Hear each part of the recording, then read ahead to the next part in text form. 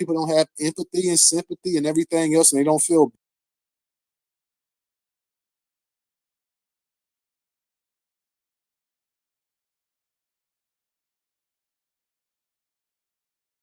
messages, but I got a group like Alpha Fox is in my community. The dude who went viral on the that motherfucker right there ain't Oh, real. don't curse, because Oh I'm on oh oh YouTube. oh oh. I'm sorry, but I was trying to get you to join our group and get you and the judge to join our group because we got a lot of big name people in our community. What is your community? Um uh it's uh I call it the Shadow Realm. Basically, I originally started it because I kept getting shadow banned for little stuff. And the only way around it is you can fight your way out of a shadow ban, but it takes people helping you, like liking your post and reposting your post until they just gotta let Um, you out. Um Wait, and 1 second. Let me 1 second. Can you guys on YouTube hear me? Hi, Katalia. Let me know if you guys can hear me on YouTube. Just put yes, we can hear you, or one if we can hear you. Um, yeah. I mean, maybe down the line I'll focus on a monetization on X. But my number one main focus right now is YouTube. Um, Real quick, P Ray, did you get a chance to text to reach out? I text and call and left a message. Okay, so I'm going to follow up, and I didn't know that you reached out to him in 2020, but I will follow up with him. Hmm. Tonight may be too late. Well, actually, no, I think he stays up late, but I am going to follow up with him tonight and tomorrow for sure. Okay, no problem. Because he was Thank you. like, tell her to call me. And I meant to do it on Friday. No, I like I said, I reached out to him. He never reached back, and I left him a message, so I know he got the message. Okay, yeah, I'll definitely follow up with him to make sure he gets it. Yeah, okay, you guys can hear me on YouTube. Great, perfect. Hi Walter, hi Mimi. Hello, hello. Hi, Miss Dana. How are you? Hello, hello, hello. How are you? Hello, hello, Walter. Hello. I just wanted to say something. Thank you for letting me speak in this space. Let me tell y'all something. I'm just talking about the update of today. I want to say this. I think the Democrats are sick of the Bidens. They're gonna let the Sun take Biden down because his ratings is so low. Let's have a dialogue. It's okay. I think they're gonna sell the ship. They're just gonna Mm-hmm. just blame it. Now, here's the problem. Who is gonna hold them? Kamala Harris can't do it. So my question for the Democrat or the party of the Democrats or any, I'm trying to figure out who is gonna hold, because Hunter Biden already proved it. Because Hunter Biden, once he got these 3 guilty pleas, he still got to go back to court. He might not go. He might not have to go in. He might not. Because I remember when I got in trouble, I'm going to be honest. I remember when I got in trouble. They didn't catch me and I had to go do my sentence. When I paid an attorney. What kind of trouble did you get into? I was messing, guilty by association. I was messing with a drug dealer. Let's be honest. I already knew he was a drug dealer. Regular American black girl story. Right, but what it was is you can't. Now, here's the thing. Even though the guy was with, he was like, let her go. But guess what? Guess what Kamala Harris back then? Because I got in trouble back in that was 2003. You can't really it's called really double jeopardy. Double jeopardy. Like if the man said, thank you, he's here, Judge, thank you. If the guy said let her go, she is free, they still held me. They gave me the same charge they gave him. And that's double jeopardy. Okay. Jeopardy. Well, this jeopardy. is open mic. I do let, it's like when the judge come up, we kind of get it There started. he is. Thank you. Before he comes up, He right I there. let people come up to warm it up and stuff before he comes up. So when he comes up, hi Judge, we kind of not we Hi there.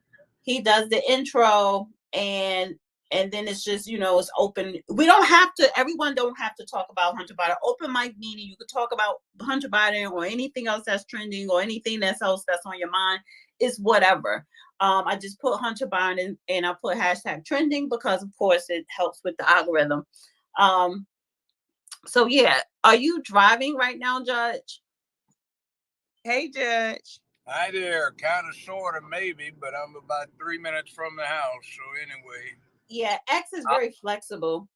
Judge, can I talk to you real quick? I'm sorry. Go ahead. Okay, I'm gonna go at the Mimi. Okay. Go ahead.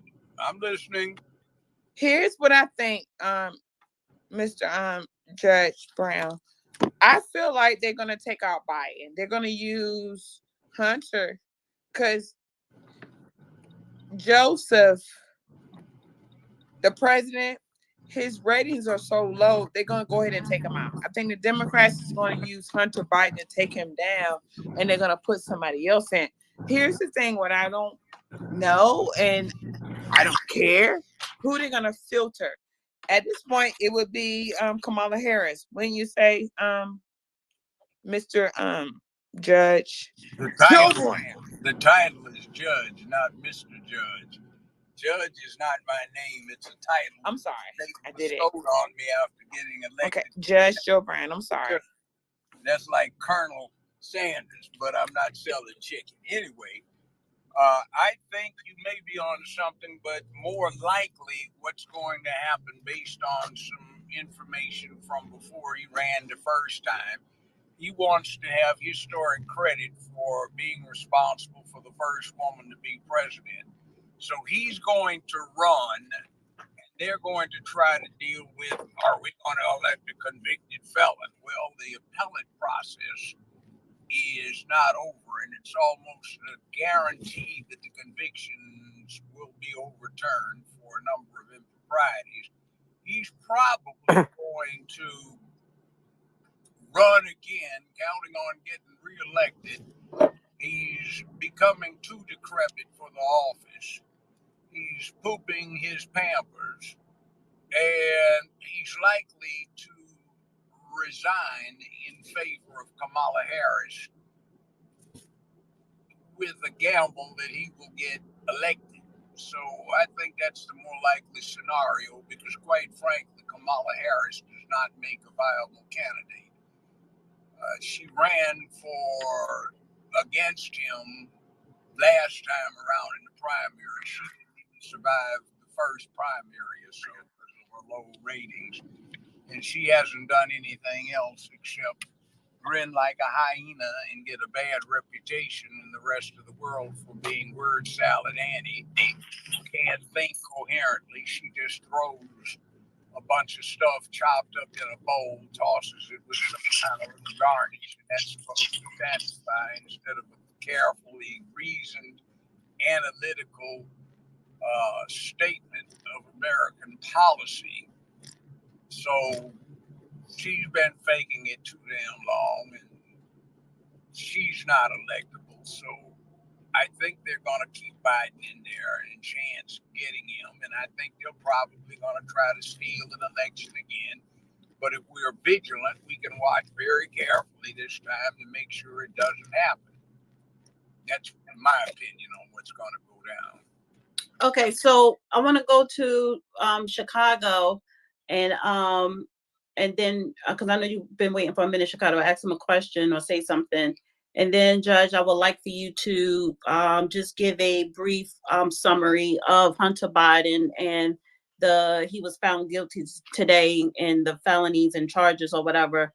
And then Walter G. Rich, no court, and more black. So go ahead, Chicago. Good evening. Thank you for having me. Shout out to your host, Judge Joe. So I want to talk about something just off topic really quickly, but I think it's a good foundation. I want us to focus on saying good things about ourselves and our people. A lot of times when we're in these spaces and we're talking about ourselves, it's always from a position of lack, a position of being low, a position of trauma, a position of just badness. And yes, all of those things are true, but we have a lot of good stuff going on with ourselves too. And I think that if we start talking about the goodness of ourselves and speaking to the self-esteem of our people, then there will be a natural progression in our success. But we have too many people at the top saying really bad things about people at the bottom, and they're not even really at the bottom. It's just that these people have declared themselves above the others. But focus on saying good things about your own people in this app, because people don't interact with us in real life. And so if they hear us talking bad about us, then they're going to talk bad about us, and then we're going to make sense about these people being racist, but we're the ones feeding them information. So we know we're fighting against a lot of negative information. Let's focus on saying good things about each other. Everybody knows what's wrong with them every day when they put their feet on the floor. It does not, it's not advantageous for anybody to sit up and let people know what's wrong with them or tell them what they got to do better and all this stuff. They know. Tell them what they're already doing right, and then they'll get themselves better. So that's what I want to share real quick before you get started. Thank you. Appreciate that. All right. So, Judge, can you speak to the Hunter Biden? He was convicted today of all 3 felony charges related to a purchase of a revolver in 2018. Prosecutors argue the president's son lied on a mandatory gun purchase form by saying he was not illegally using or addicted to drugs. So can you speak to that? And then I'm gonna go to Walter. You're muted. It's ironic, but his daddy's responsible for that law. Biden, Stennis, Eastland, and Byrd introduced into the federal legal lexicon of statutes back in the early 1980s. I think it was 1981, where they made it a crime to make a false statement to a federal agency or officer. And I would advise anyone, and this is not legal advice, this is just an observation for long years. You can tell a state cop, I don't know what the hell you're talking about. You tell a federal agent that, you're going to get busted for making a knowingly false statement to a federal agent. And if you go to trial on other counts, you might get acquitted on all of them but that one, because they'll tell you you're in here under investigation for credit card, interstate wire fraud. So you say you don't know anything about it. They just told you what it was about, at least in principle. So they'll bust you on that one. But it's ironic, and what he did was extremely dangerous. He threw the revolver in question into a dumpster a block from a school. So that's not good. And I predict that Daddy will pardon him on his last day in office or after the November election, when it makes no difference. The other problem is I've seen the evidence on the downloaded 3 laptops, not one, there are 3, and the media hides that.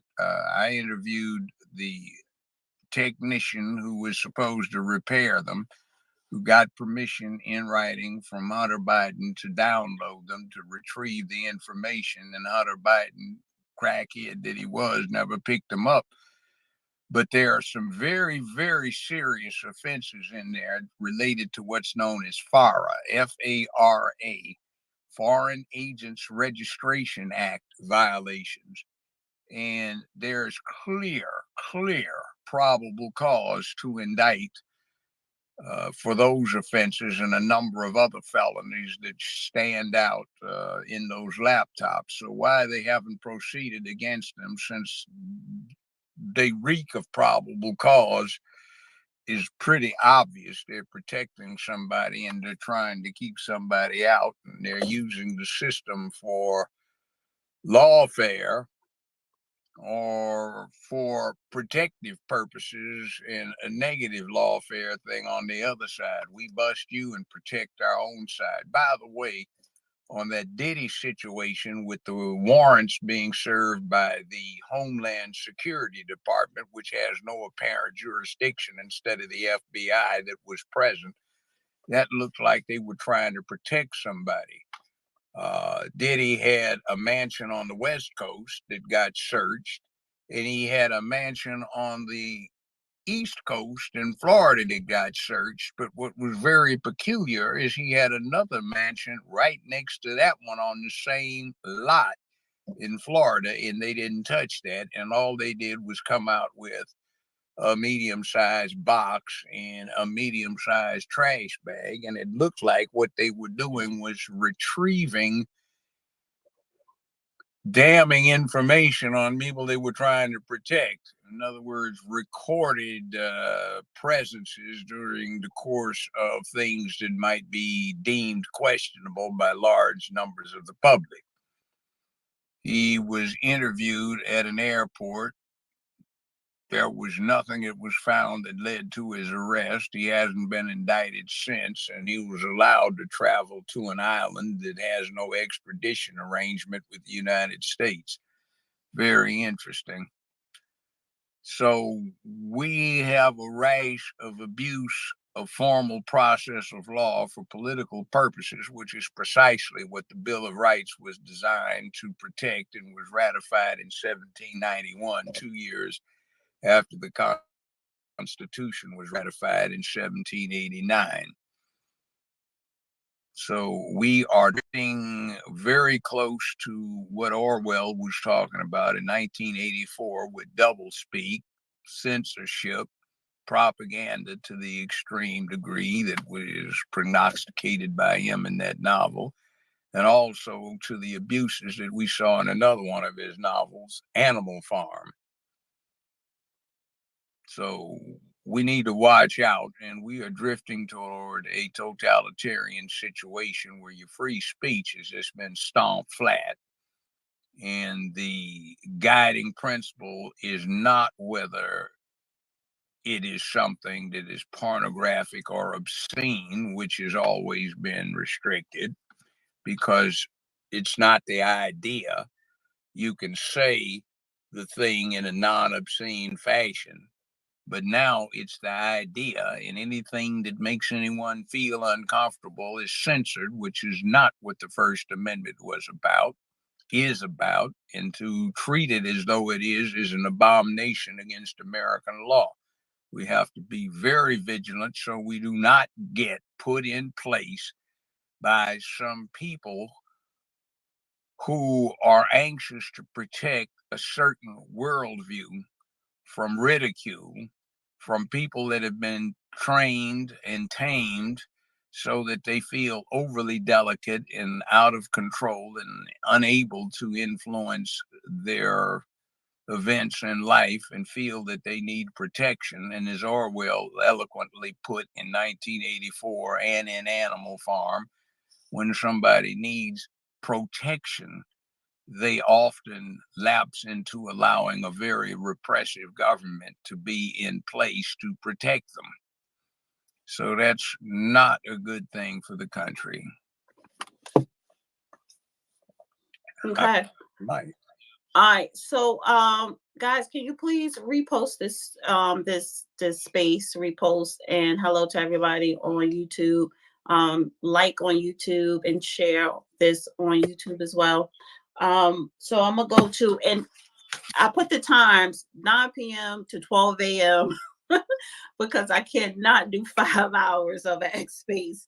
So please request to come up, and if we get backed up, of course I'll drop people down to let new people come up to speak. So I want to go to Walter, then G Rich, No Court, More Black, and I see Mimi, you had your hand up. I'll swing back to you. And like I said, anyone else want to request to come up, please do so. So go ahead, Walter.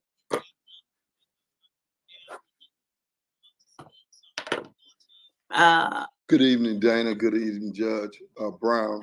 Good Speaking evening. on, go ahead. Good evening. Good evening. I want to speak on Biden, Hunter Biden briefly. I've been indicted before 30 years ago prostitution ring, not quite like Diddy. We had a topless bar. And, you know, this country looks out for its own. And what I mean by that, it doesn't have to be color. This judicial system, if you in the clique, you get breaks, stuff like that. It's very egregious, this judicial system. The federal government, when they, you know, come after you, you know, they could pretty much get an indictment on anybody. You know, as the judge was saying, when you make statements to the federal officers, if you tell a lie, pretty much the reason why if you tell a lie, they pretty much don't already pretty much done surveillance on you and know exactly what you're doing. So therefore, if you do say something to them, they have the proof that you're lying. And with Hunter Biden, you know, he's just gonna get a pardon from his dad and then move on with his life and have a pretty much clear life. And African Americans will fall right behind that and hooray him and give him all the accolades he can get. But like I said, I've been trying to get a pardon for 30 years. You got a federal case, you only can get a pardon by the president. Now, I've ran into individuals, not going to even put names out there, on both sides. And, you know, they choose what they want to do. I want to say that. And it's like, as an African-American black male, I feel that, you know, we do get our lives together and stuff like that. We have to teach our children to stay away from certain things. But also, when you're in this system, we need to find ways of helping our own people be able to benefit when they don't made a transition and change their life and not turn away from it. Because a lot of times when men come out of prison and they're trying to change their life and turn their life around, they don't get no help. People don't want to help them because of whatever the case is, you know. So I'm just going to land there and say, you know, that we need to stick together more, and people that have power, you know, to help. I'm going to leave there, land there. Thank you. Appreciate that. A great deal depends on your representatives. When you're dealing with something on the federal level, what are your congressmen and senators doing who represent you? Who are they approving for these U.S. attorney positions, and who are the presidents nominating for these positions? On the local level, you can always vote for a district attorney, but black people tend to pay very little heed to who's running and vote for somebody they know absolutely nothing about, and they bitch and carp and complain that justice is just us. And they contribute greatly to it being just us because we take ourselves out of the loop by being ignorant of who's running, ill-advised and ill-informed as to who to vote for and why. So we've got some things we need to work on. We can do it, but we're going to have to focus on it and understand that our priorities are our priorities, not watching basketball, football, baseball, or any of the other distractions, housewives, or any of the garbage that comes on that they have to distract you. G Rich. No, can I ask Judge? Hello. Wait, Mimi. Judge. No, Mimi, stay muted. I'm gonna swing back to you after everybody get a chance to speak first. All right. Greetings, everyone. Greetings, Dana, Judge. This is Hey, Counsel. look. How you doing, Judge? All right. I just got out of court today. I had to deal with a case. Oh, lucky you. I have to deal with a bunch of cases. I'm a PD. I hear you. I've been there, seen that, done that. Yeah. Learn your trade. I guess. Do an internship. No. I'm 10 years in. I'm getting paid. Well, that's all right. It doesn't help to get it doesn't hurt to get a refresher. Yeah. I'll try and be brief because I know there are a lot of listeners and callers that are coming in. Good evening to you, Dana. I have a comment and even more of a question afterwards, but my comment regarding the Hunter Biden thing, I think last year was, and you can correct me if I'm wrong, Judge, after he got indicted, there was a plea offer that was on the table. Somehow or another, I think I think this year, the plea deal fell off. I think it had to do something to the effect with how many, it was that he was only going to get no, he wasn't going to get any jail time, if I'm not mistaken. And on top of that, I think there were other charges that he could have been indicted on, but but the attorney general, I think Garland, and the United States attorney who prosecuted it, they only gave him three charges, which he was convicted for lying on the application for a gun, for his gun permit. There was three counts. So I'm just curious, though, uh, why What you the think? judge did, the judge just as simply, in layman's terms, you're taking a dive on this case. I'm not going to endorse it. The guilty plea arrangements are refused by the court. It'll be Right. set for trial. Try something else. But why? I'm just trying to figure out why. And look, I've been here in that situation before where clients, it's their right to go to trial, Dana, if they want to. But anytime you go to trial, there's always a risk associated with, even if you think you got a good defense, you don't know how a jury, or in my cases, I'm in misdemeanor court, so I get judges who decide it.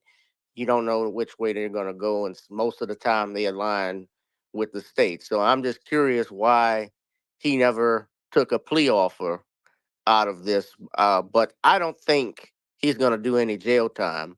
And I'm just wondering, Judge, why you think he didn't take a plea deal, or Well, they try to work a new there one? are no plea deals in the federal system. You don't have any assurance on what you get. You can't. That's thanks to Biden, Eastland, Stennis, and Byrd 40 years ago. There's no federal probation or parole except for Right. youth offenses. And what happens is, what you try to get is an agreement that the government will recommend that your plea of guilty to a certain offense is accepted. And that offense usually has a cap. In other words, the golden fleece is to get an A agreement with lesser, yeah, lesser less prison time as possible. that's maximum. You can't Yeah. agree on the minimum. It's like it's got, Right. call it a 5-year cap, 10-year cap. And then the sentencing guidelines are pretty rough, and the judges complain from time to time that their hands are tied and they really have no discretion. Though we saw that up in Baltimore with that convicted district attorney up there, who was convicted during two trials, two separate series of federal charges, and she was unrepentant. She did not deal with the requirements of being sorry about it, remorseful about it, promising never to do it again. She attacked the whole system, and she got house arrest, which, considering the aggravating circumstances under the He guide, got lucky. she got nothing, and she should have gotten a very harsh sentence. So somebody deviated from the guidelines, and I find it interesting that the U.S. Attorney's Office is not appealing the sentence for being too lenient under the Well, guidelines. well, you talking about Marilyn Mosby, and Yes, she Mosby needs asked to the be up judge. under a What damn hill. What she she did. asked for Biden to pardon her when she was on a Breakfast Club, and she's been going around One trying to do that. second. Yeah. I'm sorry, 1 second, 1 second. Can you guys hear me? How boy, I'm trying to bring you up and it keeps saying an error. So go out and come back in. Let me try real queen. And somebody said they couldn't hear you, Judge. So can everybody hear the judge? Yeah? I I can't hear the judge. I was asking, can I go out and Yeah, come back in and get go my out and spot come in back line? in. So if everybody else can hear him, then yeah, just go out and come back in, Stacks. I just want to make sure there was no other issue. Hot boy, I don't know what's going on. Maybe you should try to go out and come back in as well, because it's saying an error when I bring you up. All right, I'm sorry to interrupt. Go ahead. Yeah, well, Talking about Mosby.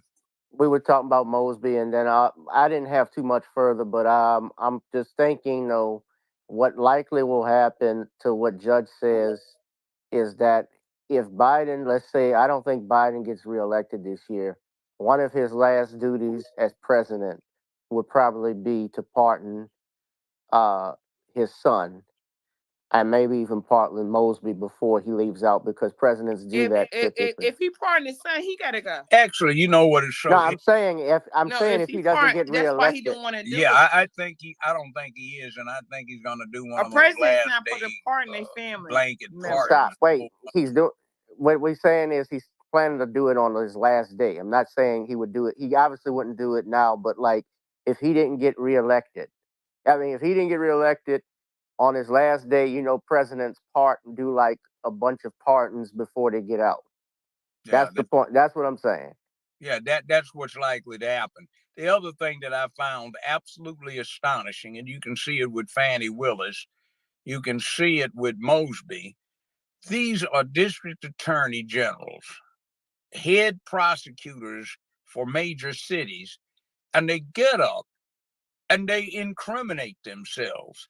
And Mosby got on the Breakfast Club and she's protesting her innocence. And she didn't testify at the 2 trials she was in. And she confessed to the crime, stupidly, trying to talk about her innocence. And everything she was claiming made her innocent was actually admitting the essential elements of the offenses she got convicted of. I didn't do anything. I just took my own money. I just paid the penalty. Well, specifically, the mortgage plan that she used forbids use of a fund where you take a penalty. You have to have the cash free and clear on hand in your bank account to use. And she took a penalty of several $100s in order to make an early withdrawal. And this particular mortgage plan that was federally backed did not permit that. So that's what she was saying on the Breakfast Club. And I'm saying, hell, the damn fool is confessing it. So Right, and that's she's going. talking, Any appeal she has is going. She can't have any now. yeah, she pled guilty. Not pled No, guilty. she got She- found guilty, but you admit to it on the. If you yeah, admit it in the public, what's there to appeal? Yeah. yeah. It's like, well, hell, nowadays they've ruled from the Supreme Court that your public statements can be used in evidence against you. So what's she gonna do? Appeal that she got? She didn't even get tapped on the back of the hand. She got, now, we're sorry we inconvenienced you.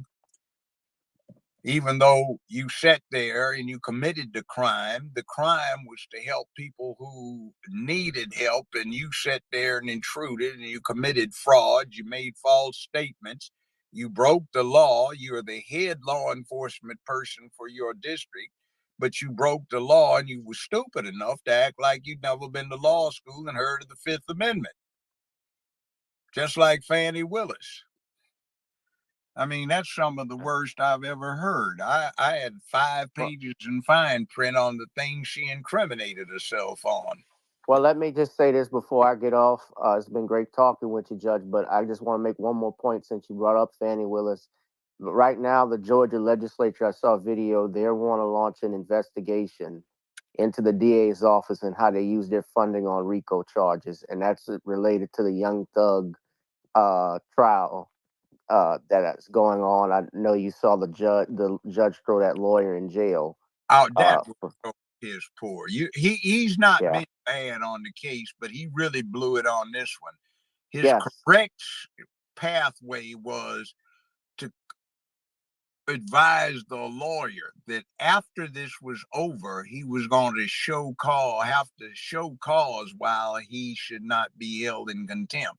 Now, what he did, the way he did, he's depriving the defendant of his right to counsel. He's saying, I'm going to lock you up on the weekends, but the weekends are sometimes the only time a lawyer has to get into a detailed conference with his client about the progress of the case. And right now, both of them would be confined and neither would be in a position because of that to have a secure environment. Well, So that's just crazy. And now the jury knows about it.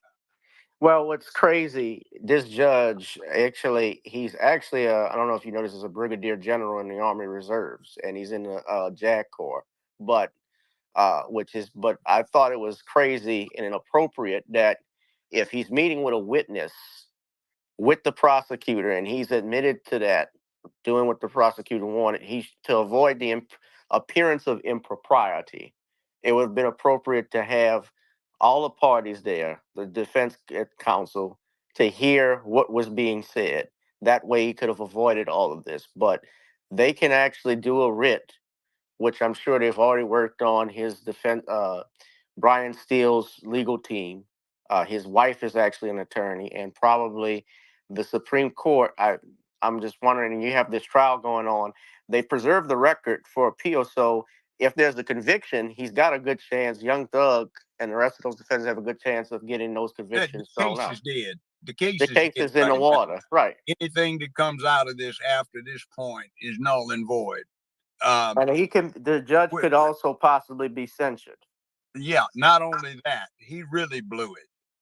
See, the point of the exercise is even under Georgia law, he is required to file a notice that there was an ex parte conference. He can keep it confidential, but he has to notify the other side. He did not.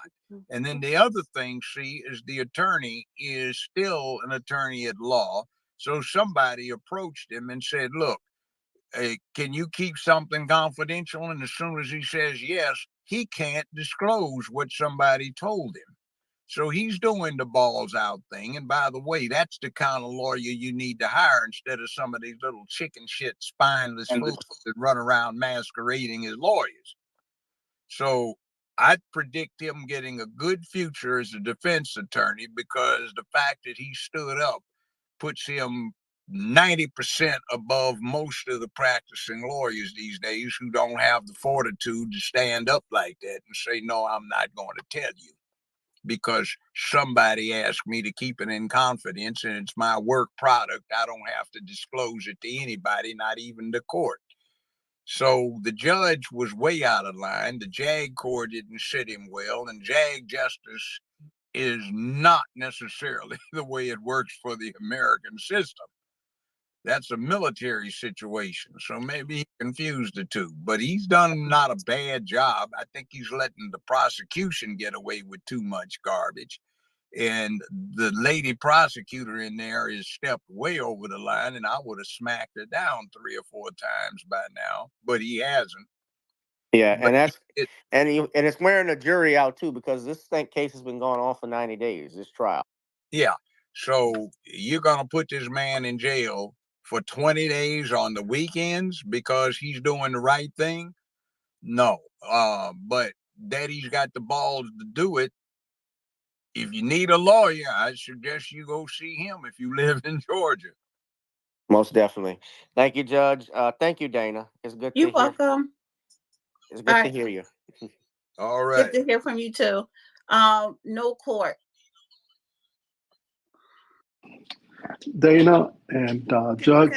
Hey, y'all. No, Judge. Mimi, No, mute your I mic. was Mimi, Mute your it's mic, not Mimi. your turn yet. Now, why y'all want to keep me in here with Mute your y'all? mic.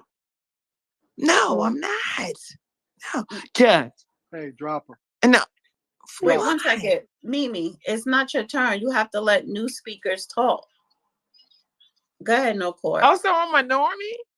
Just tell me I'm a normie. Send me a heart. I'm ignoring you right now. Yeah. So just No, I'm a mute up. normie.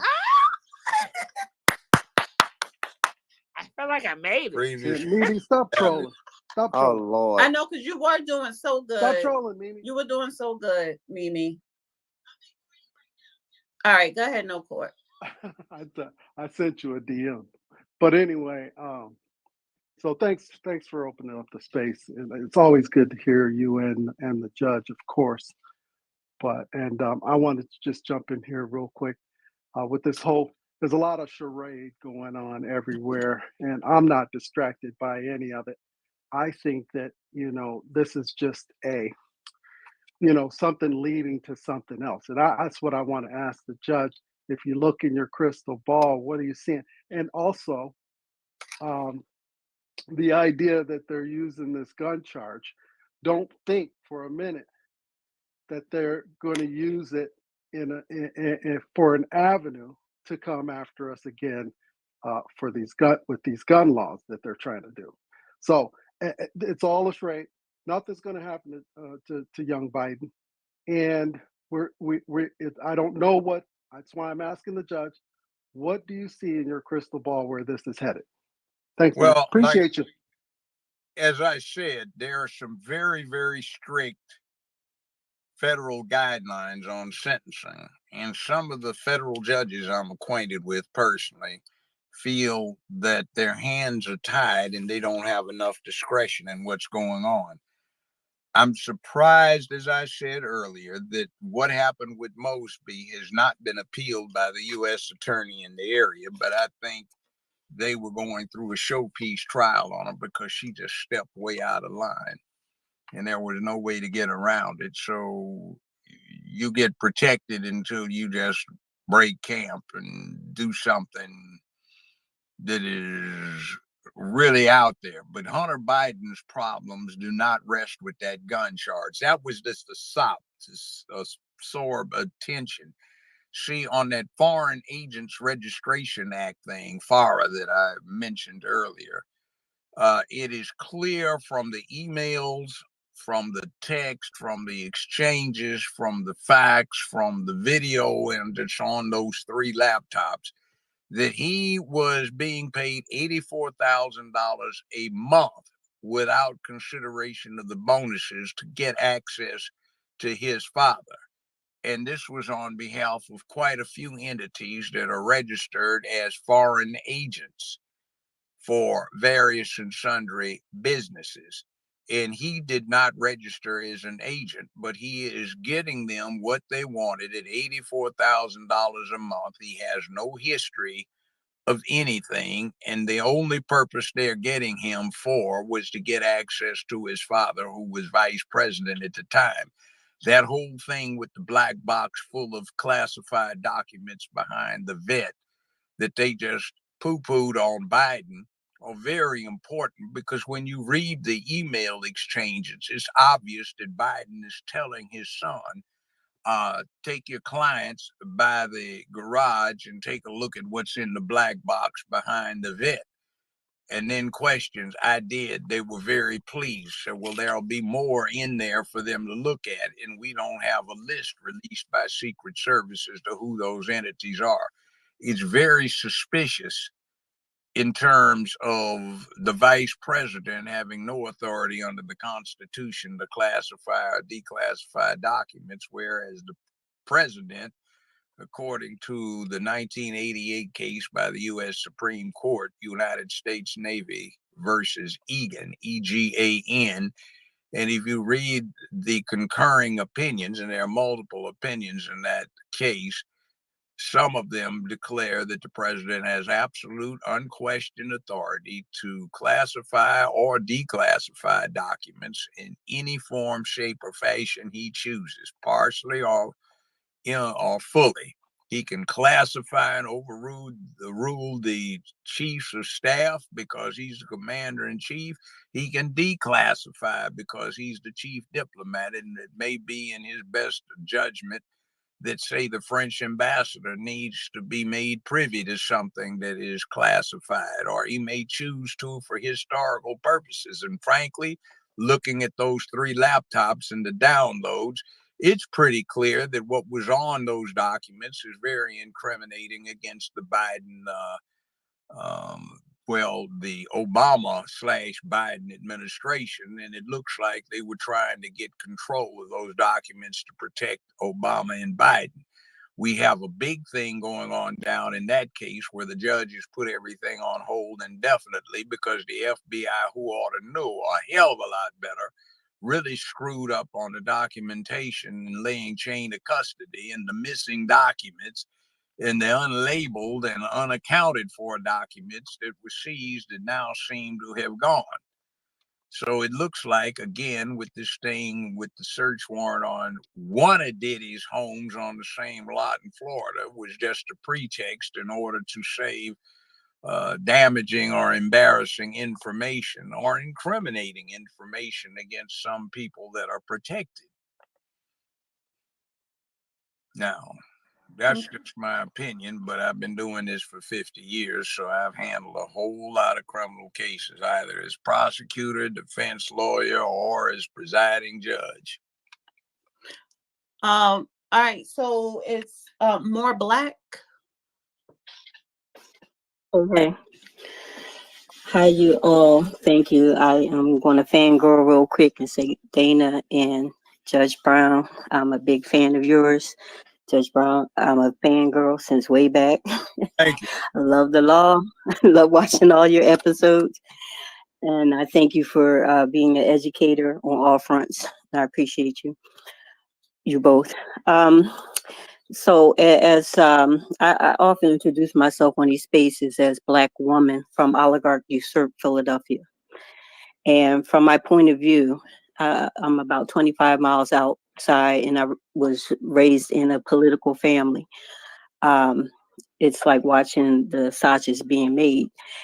In 2014, I made a group page on Facebook called False Flags and Fake News. So although I am a Trump supporter, in no means did he coin the phrase fake news. As an entrepreneur, like fourth generation, I always watched The Apprentice. So of course, like a lot of Black folks, Trump was not a problem, but an asset. They sung his praises in many songs and so on and so forth. And I watched from my Philadelphia point of view. Philadelphia happens to be the home of the University of Pennsylvania. And as many of you guys who are aware of current events know, a lot of Biden's papers are housed in the University of Pennsylvania. And he has a sweetheart job and so on and so forth. But Philadelphia, UPenn is also the home of Dr. Martin Orr, MK Ultra, Dr. Fauci's Wistar Institute, the manufacturer of AIDS, in my opinion. It's also the home of what they call false memory syndrome. So when they do exploit children for political purposes, they have a wholesale defense mechanism that was developed from whole cloth at the University of Pennsylvania to discount the testimony of these children who have been exploited. It's also the home of Clinton's Associated Young Democrats Club. In the city of Philadelphia, you have Bill Gates' so-called School of the Future. From my Philadelphia point of view, I've witnessed Governor Tom Ridge pivot from working to get Bill Ayers Associated Edison schools up and going in Philly to his position as Homeland Security czar. So I've been, as an armchair historian and a novice journalist, writing in real time events unfolding in the city of Philadelphia. City of Philadelphia is also where Clinton established her so-called 21st century justice reform. I watched Mayor Nutter, second Black mayor of Philadelphia, an acolyte of Clinton that was pretty much raised up through the Young Democrats Club at UPenn. I watched him help rig the DNC in Philadelphia, and he was rewarded greatly. I watched a series of false flag events to justify taking and basically federalizing the entire police forces nationwide under the auspice of Clinton's 21st century justice reform, using one of the most rogue people that came out of Chicago police force that was known for its debauchery. That was Raymond Ramsey coming up to set up shop. Everything that Clinton does is under the guise of George Soros and what he's got going on, and our DAs in places like Philadelphia and Chirac. It's Obama, man. Obama is a lie. And it's Trailways. That's the red bus. I just talked to my husband. You can tell I'm married to an older gentleman. Mimi, thank you. Take your minutes real quick, Mimi. Everybody is giving you a lot of grace here, Mimi. I know, I apologize. I have a lot to say, and I know I can't say it all at once, but you guys can listen to the recording. Based on my research, everything is under the umbrella of what we call social impact. So there is a gentleman, gentleman or whatever, part of the cabal that's associated with Soros, the oligarchs that have effectively taken over our nation. It's all under the umbrella of what is called, from their point of view, social impact bond, and they do consider it a revolution. And that's Sir Ronald Cohen at the helm in London. And they set up shop on the scale of the Manhattan Project to basically topple this nation. That's his words. And they wanted to have this nation under wraps by the 100-year anniversary of the Bolshevik revolution. So that would be 2017 when they thought Hillary Clinton would win. And from the Philadelphia standpoint, I watched things like false flags. So there was a hog's head found on a mosque step, and that allowed Nutter, the acolyte of Clinton, to get up and pivot things like the Muslim ban. That was a Obama machination, and they started pivoting things like kids in cages, the Muslim ban, right on over there to Trump. And I'm just watching everything happen in real time and blogging on these things. So I just want you guys to listen back as to what I said. I know I say a lot sometimes, and I do trigger a lot of people. I feel like I'm a lone voice in the wilderness until the rest of the world can connect the dots. But people are starting to realize how the DAs are all sold up by George Soros. They are there to allow lawlessness, to help to demoralize the police. And that is what is called Hegelian dialectics way of having the people clamor for everything they could ever wish for, including take our guns, please. Give us these janky ass cops, please. So, they've been undermining the Justice Department with Bloomberg and his associated Center for Court Innovations in New York City. They've come as carpetbaggers to dismantle our court systems.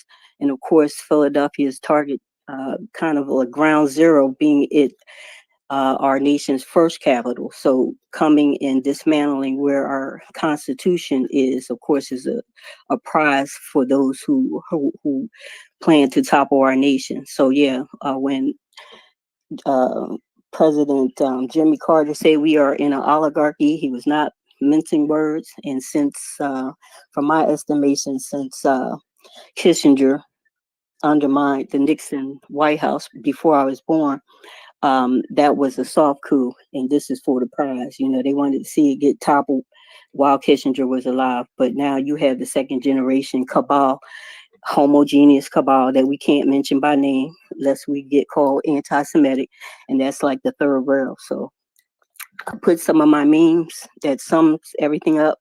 Some of them are a decade old as I was witnessing what was unfolding. And lastly, I'm going to land with this. The incident when Joe Biden came and he sat in front of our Independent Hall in the city of Philadelphia, all regaled in red. There were two Marines behind him, and there are Marines that indicated that they were not standing quite right. And in my estimation, and especially as a graphic designer, I know this symbolism. I'm a student of symbology. What they represented to me were the two Marine troops that were actually assailed by Antifa member. Antifa set up shop in Philadelphia. We'll talk about that another time, how some of the people from Occupy Wall Street were parlayed into that organization that Jerry Nadler calls a myth and Joe Biden calls just an idea. But those two Marine standing in blood on the steps of the Independent Hall, they represented two Marine troops that were actually attacked out in the open by Antifa. And ultimately, fast forward, Antifa got a bag from the city of Philadelphia, who paid them a lot of money for the pleasure of burning down our city. And particularly where Blacks live and thrive, that's where they're coming after, first and foremost. But God bless you for your patience and hearing me out. And I appreciate it, you guys. And Judge Brown, if I could chronicle every last word that comes out of your mouth, you are a treasure. And I thank you for giving us lessons in history. I am hanging on your every word. sir, and I appreciate you greatly. Thank you. Let Judge, me are go you ahead and still tell there? you. Ma'am, I thank you. have to. I'm here. Bishop Brown. Do you and can you hear me? Yeah, I can hear you. I just want to make sure that you heard more black. Yes, sir. Okay. Thank you, more black. Appreciate that. A lot of people I in the was YouTube next. I chat. was next. Yeah, I can't deal with this today. No, you don't have to. I know. That's why I'm dropping you the speaker. Mimi, would it be listener. nice if Judge Brown could respond, Mimi? Can you do me that Well, favor, Mimi? I already Thank dropped to the listener. I can't because I can't deal with that this week. Last week I put up with it somewhat. I'm not doing that this week. So did you want to respond to what she said, Judge, before I move on to the next speaker? No. Oh, wait, Judge, you're going in and out. We can't hear you. What? Somebody keeps putting me on mute. I'm not putting you on mute. Oh my God, you're Well, not even a yeah. co-host. Wait a minute. Well, I just got muted and I unmuted No, you are a myself. co-host, but it's not saying co-host. I know, but you never joined me as co-host. I did. You are a co-host. It Oh said no, I'm invited to no. co-host. You never accepted co-host. I did send you Okay, a co-host well, invite. I just did. Okay. All right. Now I heard what the lady said, and I said I thank you for the compliment. All right, perfect. I thanked her for the compliment. I just said it was very interesting and informative. So thank you for the observation. Okay, good. All right, so Yeah, if you guys, I would love to share more with you guys. If you want to ask any questions, I love to expound. But thank you so much for allowing me to speak. Thanks. All right, so I want to we have a list of people. I see a couple of people requesting, so just bear with me. I have you on the list. I might have to drop some people eventually soon to bring you up. So let's go to Hot Boy, and then we're gonna go to Rock and Roll Real Queen. And then I'm gonna swing back to Stacks, and then Dylan, and then Liz, and then Derek. So go ahead, Hot Boy. Good evening, Dana. Can you hear me well? Yes, a lot of noise in the background. There's a lot of noise in the background. Yeah, what is that? Hold on. I don't know. Is it? Are you somewhere where it's raining? I don't get it. No, not at all. It sounds like crackling. But go ahead. Just speak up. Just speak up more. Okay, so what I wanted to get from you and the judge is your opinions on Russia selling their warships by South Florida on their way to Cuba to set up shops. And since the topic is Hunter Biden, I mean, I have to say I was really surprised that they even found him guilty, because I mean, it's obvious that the system is rigged. And I want to send this out to Black America. Black America, you are no longer. I can't hear anybody. All right, you can't hear him, Judge? I can't hear him. I hear you. All right, can somebody else say something? Come off their mic and say something. Hello. 100. Did you hear that, Judge? I did not. I guess I'll have to duck back Yeah, in. drop down and come back up, Judge. All right. And Hot Boy, I'm sorry, you have too much static going on your phone. Okay. It sounds like are you in the rain? Are you in the rain? I am not. It sounds like rain is falling somewhere. I am not, but I will. I'll drop down and see if I can come back. Yeah, drop down and come back. And are you on speaker or Bluetooth? I am. Get off the speaker. Get off the Bluetooth. Okay. Get off. No, I guess you have to be on speaker. I'm sorry. Are you on Bluetooth? I am on Okay, Bluetooth. get off the Bluetooth. Okay. All right. I'm thinking you got to put the phone in your ear, and we on XP. Sorry. All right. While he fixed that, I want to go to rock and roll, and then I'll swing back to you, Hot Boy. Go ahead, rock and roll. Good evening, Dana. Hi. Good evening. And thank you very much for hosting your thing tonight. I know how frustrated it can be sometimes. And Judge, I wanted to talk with you about this Hunter's sentencing. Now, from what I understand, Hunter has never been convicted as a felon. Now, when he goes into this court to get his sentencing, can the judge be lenient to him since he's never been convicted of any felony in the past? The federal guidelines are very restrictive. That's thanks to Biden, Stennis, Eastland, and Byrd, and several other people about 40 years ago. The federal judges that I know personally complain about how their hands are tied and they can't sentence anybody with discretion. As I said, what happened with Mosley with that house arrest was undue leniency not called for under the guidelines. So I'm surprised that the U.S. attorney in the area did not appeal the sentence of house arrest.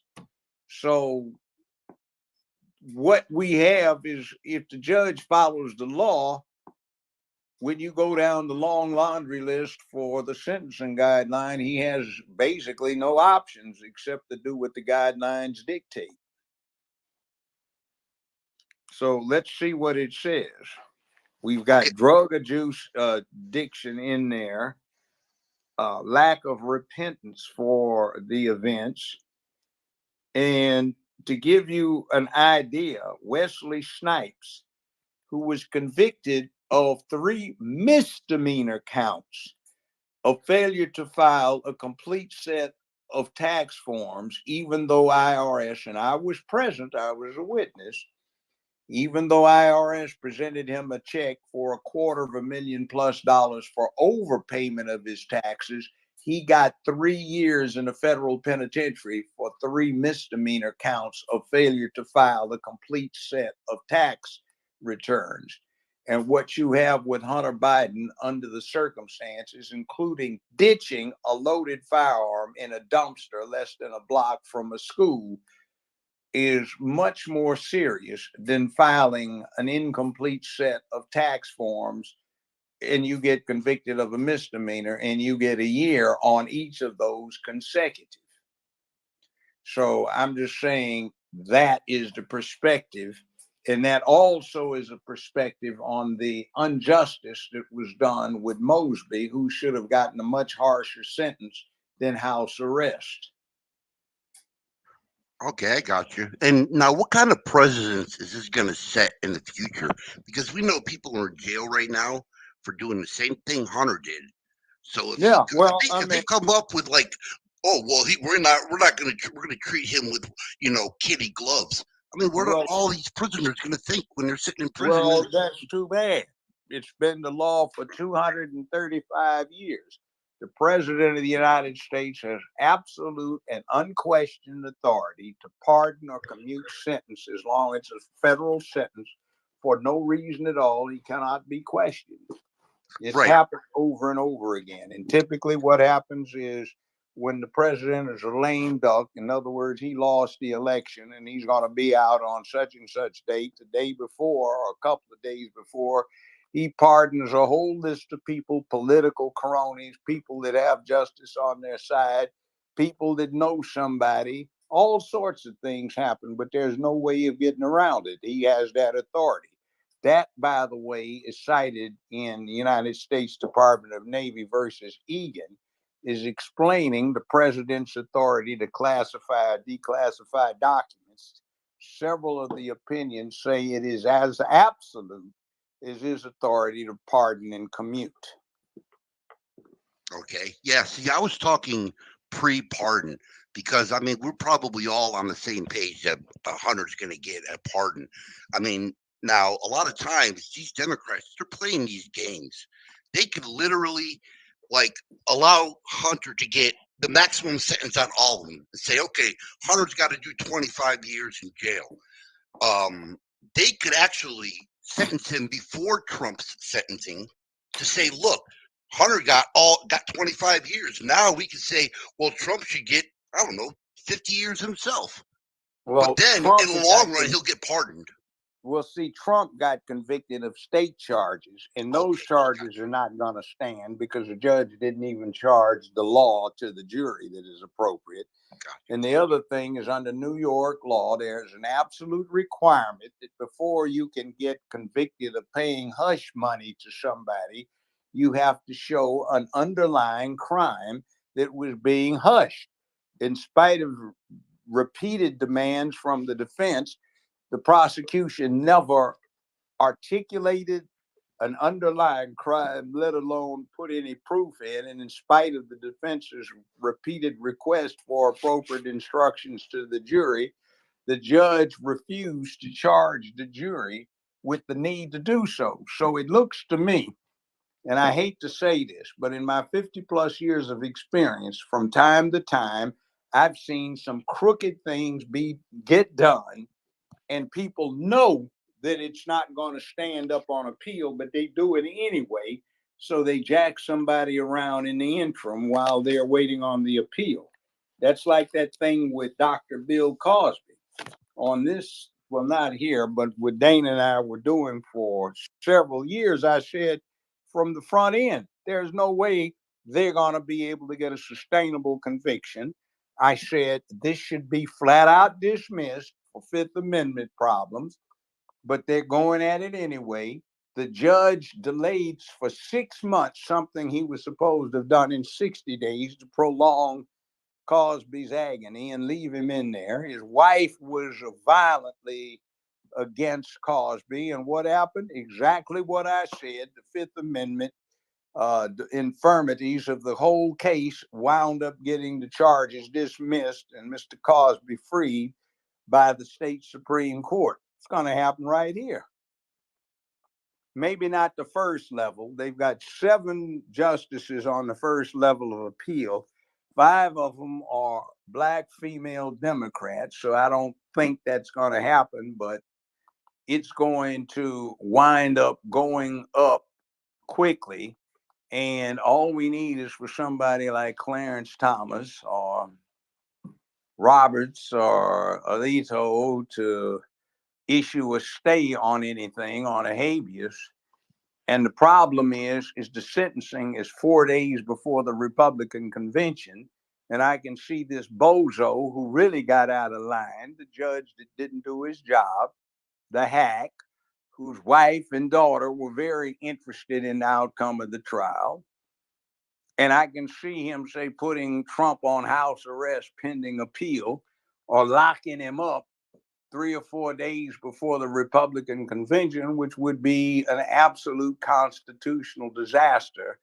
And New York has done something against a person who is a major candidate for president of the United States.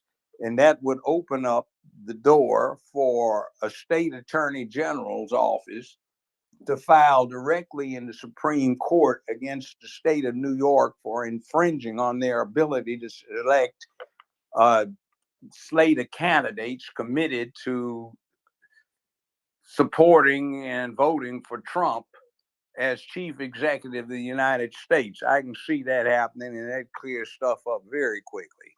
But there are a lot of things that could go on. Let's see what happens. It ain't over till the fat lady sings, and Yeah, right. she ain't even started to gargle to warm up yet.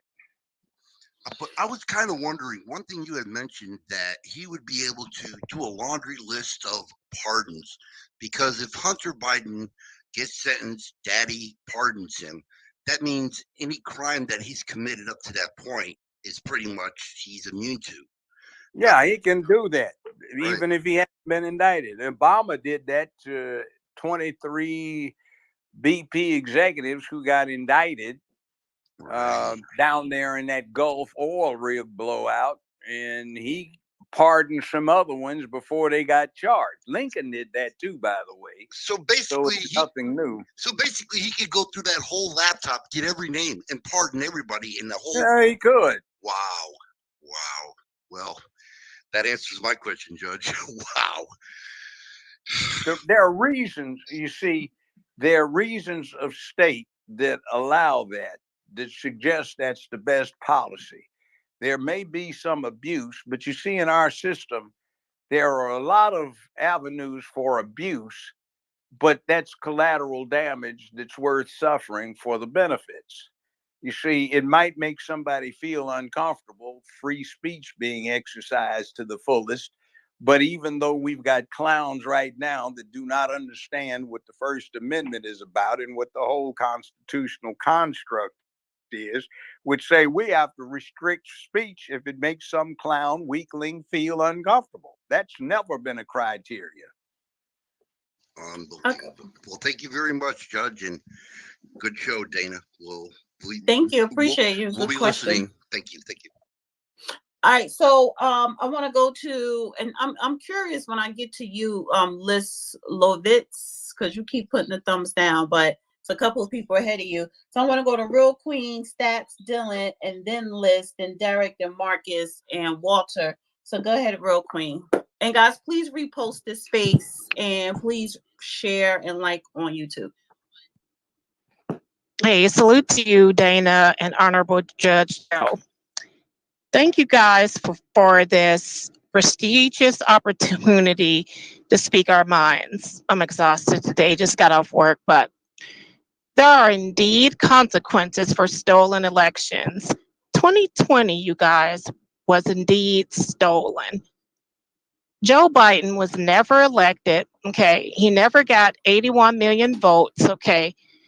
Because if he did, if we the people actually voted for him, there's no effing way we be experiencing the first family's first son being convicted on federal drug and gun crimes. Okay, that's first and foremost. Secondly, if we the people actually elected Joe Biden, which didn't happen, then our say-so would have prevented him from getting into the White House. There's just no way around it. There's no way this criminal, okay, over 50 years would have became our president.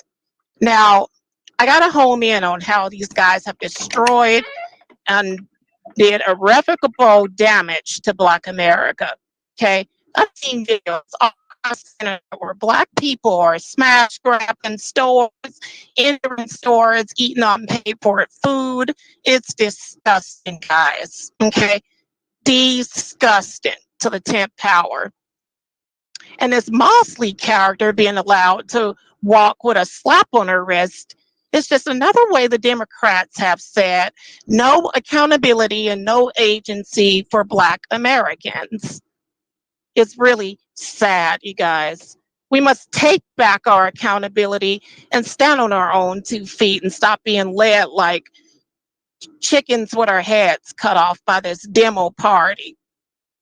Now, as far as Hunter Biden goes, you know, it's a farce claiming to be with felony convictions when Biden's just going to pardon them. Seriously? Come on, people. Don't buy this crap, okay? Our Justice Department is totally rigged, totally corrupt to the core.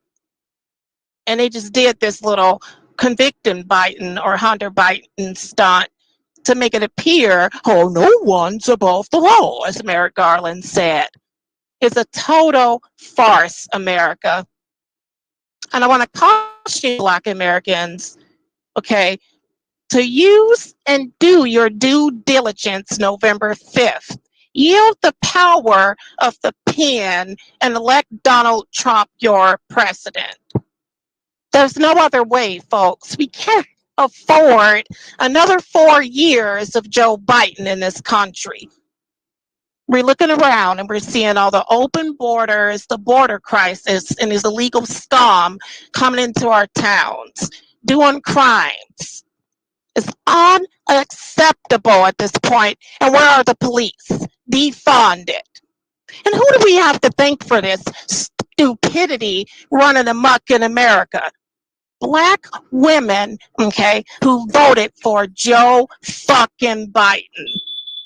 Okay. We cannot Y'all afford on the another 4 years of Joe Biden, folks. We got to get our act together, America. just ease off on the F words tonight. Thanks. Yes, we got to get our act together, America. We got to do better by our children and by this nation. And I'll land there. Thank you. Appreciate that, real Since you queen. bring something up, let me change gears slightly. Cuba. You have the Russians bringing in conventional weapons into Cuba. That's to offset the use of conventional weapons supplied by America to Ukraine to strike targets inside the nation of Russia. This is a repeat of the Cuban Missile Crisis. Now, there's another side to this story, which is duplicated right now because of the ineptitude in DC with Biden as the chief diplomat for the country, with Kamala Harris backing it up. I can explain. What was really going on in the Cuban Missile Crisis was it was a setup engineered by Nikita Khrushchev, the Soviet premier. By the way, he was from the Ukraine, born and raised there. And what we have right now is a look at what he actually did historically that even Kissinger ultimately admitted was the case. Khrushchev wanted the intermediate range ballistic missiles removed from Eastern Europe that were targeting Russia. There were long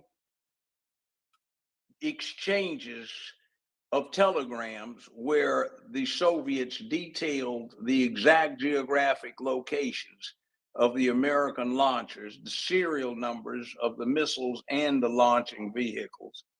And what the deal was is you get the launchers the hell out of Eastern Europe, we'll get the missiles out of Cuba.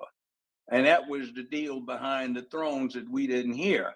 Right now, the Russians are putting stuff in Cuba, which is a scant few miles off of the American southeast course, well within artillery range of these missiles, which are not nuclear now. And the deal is we get the missiles out of Cuba, you get through supplying these missiles to Ukraine. It's the same kind of deal. And this time we've got an incompetent, doddering old decrepit fool who's pooping his Pampers. And a word salad Annie who doesn't know what the hell she's doing when it comes to that, who's supposed to be backing him up. Now, that's a bad combination. And we are looking at a tinderbox ready to be set afire. And we've got this mess going on down in the Middle East with Gaza. We've got Hamas, and we've got other entities that are very angry. We've got ISIS, Al-Qaeda. We've got Iran, and Iran's nobody to play with.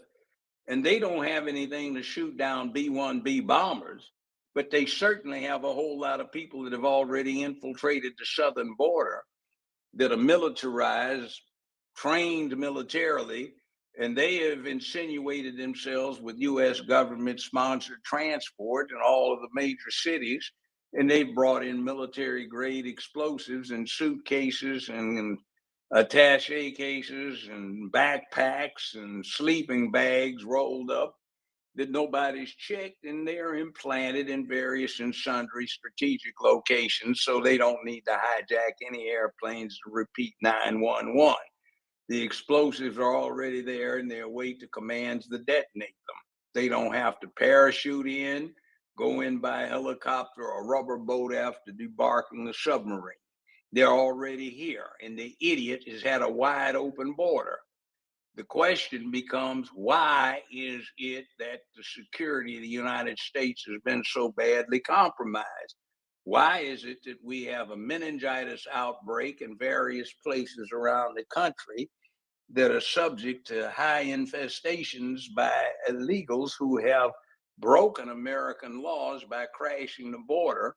Why don't we have prosecutions for conspiracy of all of the people who have violated the American law by harboring, giving aid and comfort, assisting in evading apprehension, declining to uphold their oaths to uphold the Constitution and the laws of the United States, why don't we have prosecutions of all of these people who've set up these sanctuaries, which are in violation of American law?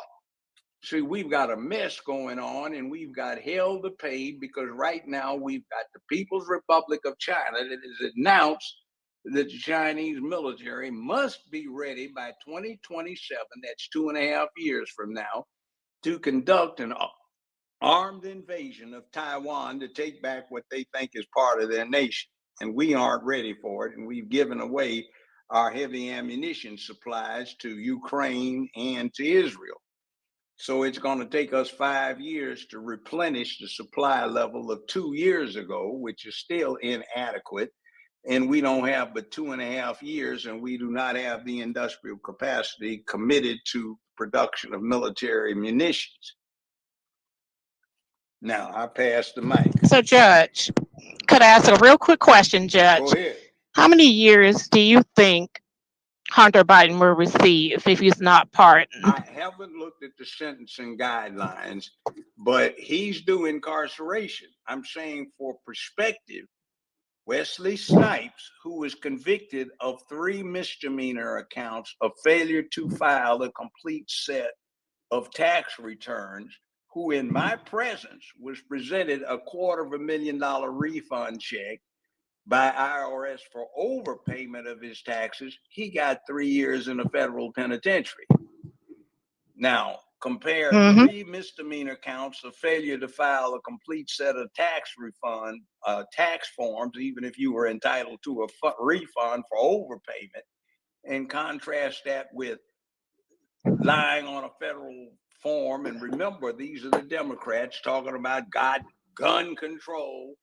That's the solution to everything. This is somebody that tossed a loaded gun, a revolver, in a dumpster a block away from a school.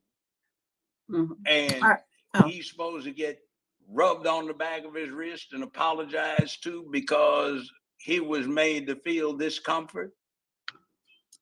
So, Judge, one more quick question I'll drop down is, do you expect that there will be any consequence from Black men in Black America when Hunter Biden is pardoned? Like, what about us? Well, you know what I screw mean? us. We keep voting for the son of a bitches. Exactly. Thank you, Judge. You know, they have a saying in America. It's been out there for almost 200 years. And it says, we get the representation we deserve because if we vote dirt in, we get dirt for representation. All right. So I want to go to Stacks, Dylan, then Liz Lovitz, Derek, Marcus, Walter, Adam. So go ahead, Stacks. Hey Dana, hey Your Honor, how you doing? Can y'all hear me? Yeah, Oh, okay. I hear you. Go ahead. Yes, sir. So I know you've been stressing about how we need to get organized, and I'm putting together a team. I got several people that have a fairly large reach here on X, and I've always, I love your spaces. I love your posts. I love your videos. A lot of it I use for ammunition against the Democrats.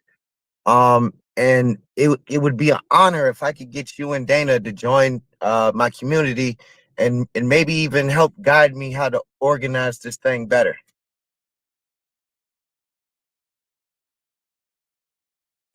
Contact Miss Dana. Yeah, yes, sir. It's been an honor. I appreciate it. Yes, sir. Yes, sir. Hey, that was a funny joke too. You said earlier. You about had me shoot milk out my nose. Yeah, just send me a DM, Stacks, and we'll take it from there. Was Yes, that ma'am. on that posting somebody had about the woman kissing Biden's hand? Yeah, that was so funny, man. You got to let me know when you're gonna respond like that, because I almost choked. All right. I think I said something about it. Said, what do you see? I said, looks like somebody, a house Negro got brought forward to the current level from a time machine. She Yeah. kissing Massa's hand. That was Well, most that was embarrassing. actually a dude in a dress from what it looks like. But Well, yeah. was it? I thought it was the guy standing next to Mr. Imhoff, the first husband of the second husband, or whatever in the hell he is, for Kamala Harris Imhoff, standing next to decrepit Biden. I call him Pamper Pooper. Yeah. All right. I wanna go on to the next. I wanna go on to the next speaker. Just hit me up on the DM Stacks. All right. I want to go to Yes, Dylan, ma'am. then Liz, then Derek, Marcus, Walter, Adam, and then I'll see how we are on time. Go ahead, Dylan. Good evening, everybody. Thank you for letting me speak. Hello, Judge Joe Brown. It's an honor to meet you. I'm a big fan of yours. I've watched the Judge Joe Brown show for many years. I know that a lot of us are probably talking about Donald Trump tonight, but one individual I'd just like to bring up really quickly is Mr. Robert F. Kennedy Jr. Now, obviously, I'm sure as most of us probably know, if he is elected, more than likely than not, he's going to hold people like Dr. Anthony Fauci accountable, amongst others, for the COVID crisis and the COVID pandemic. And my question for Judge Joe Brown tonight is, what would your advice be to a Kennedy administration should they find anything to prosecute Dr. Fauci and others on? Is what would your advice be to them if they do decide to proceed with this?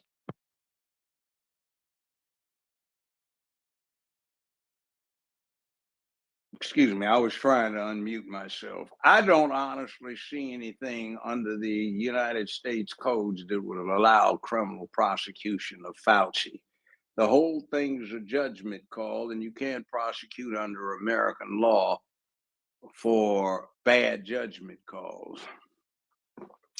It's just, it seems like the amount of money you get for book deals is proportional to how bad your judgment call is. But unfortunately, you'll have to show some intentional malfeasance, something that is to be gained that is there. Maybe they might want to look at his book deals and consultant fees and the like. But you know what really went wrong with Fauci was what I call the science fiction thing. For the last 80 some years, worldwide in science fiction, there has been a reoccurring theme. And what that theme is you can't tell the public the truth about the alien invasion, about the plague or something else, because they will panic. So for their own good, you have to lie to them and conceal it. And that's exactly what they did. And instead of telling people what actually they knew about it, being candid with everyone, they tried to basically keep people calm so they didn't panic. And then when it started falling apart, they had what is the classic scene in the sci-fi movie.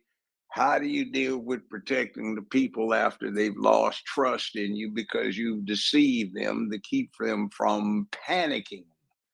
Which is a reoccurring theme in science fiction. Let It's me over and interject something over right there, Judge, because I agree with that. However, if that was the case, when we talk about these doctors and scientists and the NIH and whatever, but the media still made the people panic. So it's one thing when you have these doctors withholding information from the public to prevent a national panic outrage, but you allow the media to portray a narrative to scare the hell out of people that cause pandemonium anyway. Well, what did I say earlier? A lot of our regulations, laws, constitutional precepts, they have collateral damage that occurs as a result of their exercise. But the collateral damage is worth the risk of suffering because the benefits are so great. You have free speech under the First Amendment. And when somebody exercises it irresponsibly, that's not a crime. Although they're trying to make it one, they call it misinformation now. But that has never been the law in the United States of America. And in fact, it would be unconstitutional if it were, because misinformation is supposed to be countered by the presentation of accurate and Right. reliable But the point information. that I'm trying to make here, and because I'm just, I kind of want to move on just real quick. When you have the Dr. Fauci's and a certain group of people wanting the public to believe one thing, but when we're talking about freedom of speech, freedom of press, they are censoring and prohibiting another side that want to present their side of it. So so you are correct when you talk about how doctors withhold certain information because the public may panic, only if it's not to do harm. But in this instance, why people are so upset with Dr. Fauci's and his administration and the people who he's linked with, they did more harm than good. Well, that remains. Look, I'm not taking a side on this, but there's a historical context that has not yet developed because there's not enough time to determine the outcome. But the practice oath, here's the number one oath that a doctor and any Yeah, medical person in medical field is do no harm. But you see, the problem is that what do they tell you? Get a second opinion. No. And I'm talking about when you take an oath of the medical. I got that, but doctors differ. I know a bunch of doctors. I know, but no. But they we're differ. talking about the top doctor. It doesn't Dr. make any Fauci. difference. It doesn't make any difference But our law. I'm pushing back. I'm adding another layer onto your point when you made Okay. This is what I'm saying. I agree with the concept, which you're saying how withholding certain medical information from the public because the public is going to panic, right? So I agree with that. What I'm trying to get you to understand is that you have to admit that the way that Dr. Fauci, and I'm saying him, but the people under him and above him, the way they handled that was to intentionally make the people panic, to believe their narrative. It may be, but it's not unconstitutional. The remedy to that is to have open and free speech so the public discussion can continue, so a consensus is reached and the public can become more educated in the facts attendant on the circumstances. And what the deal is he is appointed by a chief executive officer, the president of the United States, and confirmed in the position by the United States Senate. If you don't like it, your remedy is on the next election cycle to turn the bastards out. So you get somebody else making the appointments. That's the way it works. Okay. All right. I want to go to Liz. Thank you. I need like 90 seconds, and I know you guys might be offended, but I need to say this, not because like I'm trying to offend anybody, just because I need you to hear it, okay? By the way, I'm not taking sides. I'm just pointing out the active law. Okay. And that's what I'm saying is we can civilly sue Fauci for violating our medical privacy. I'm sorry. Wait.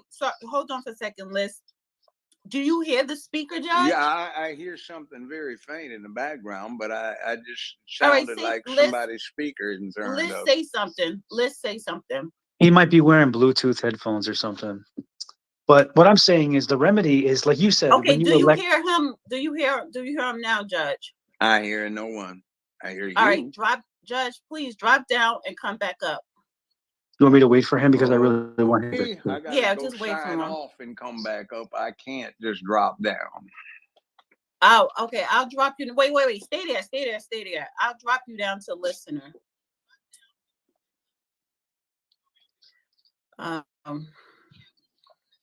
It's this damn co-host thing, Dana. It's been glitching. Yeah, and then too, it's the topic. It's been bad. Yeah, and I think it's the topic. All right, Judge, I sent you a co-host request just now. Let me know if you see it.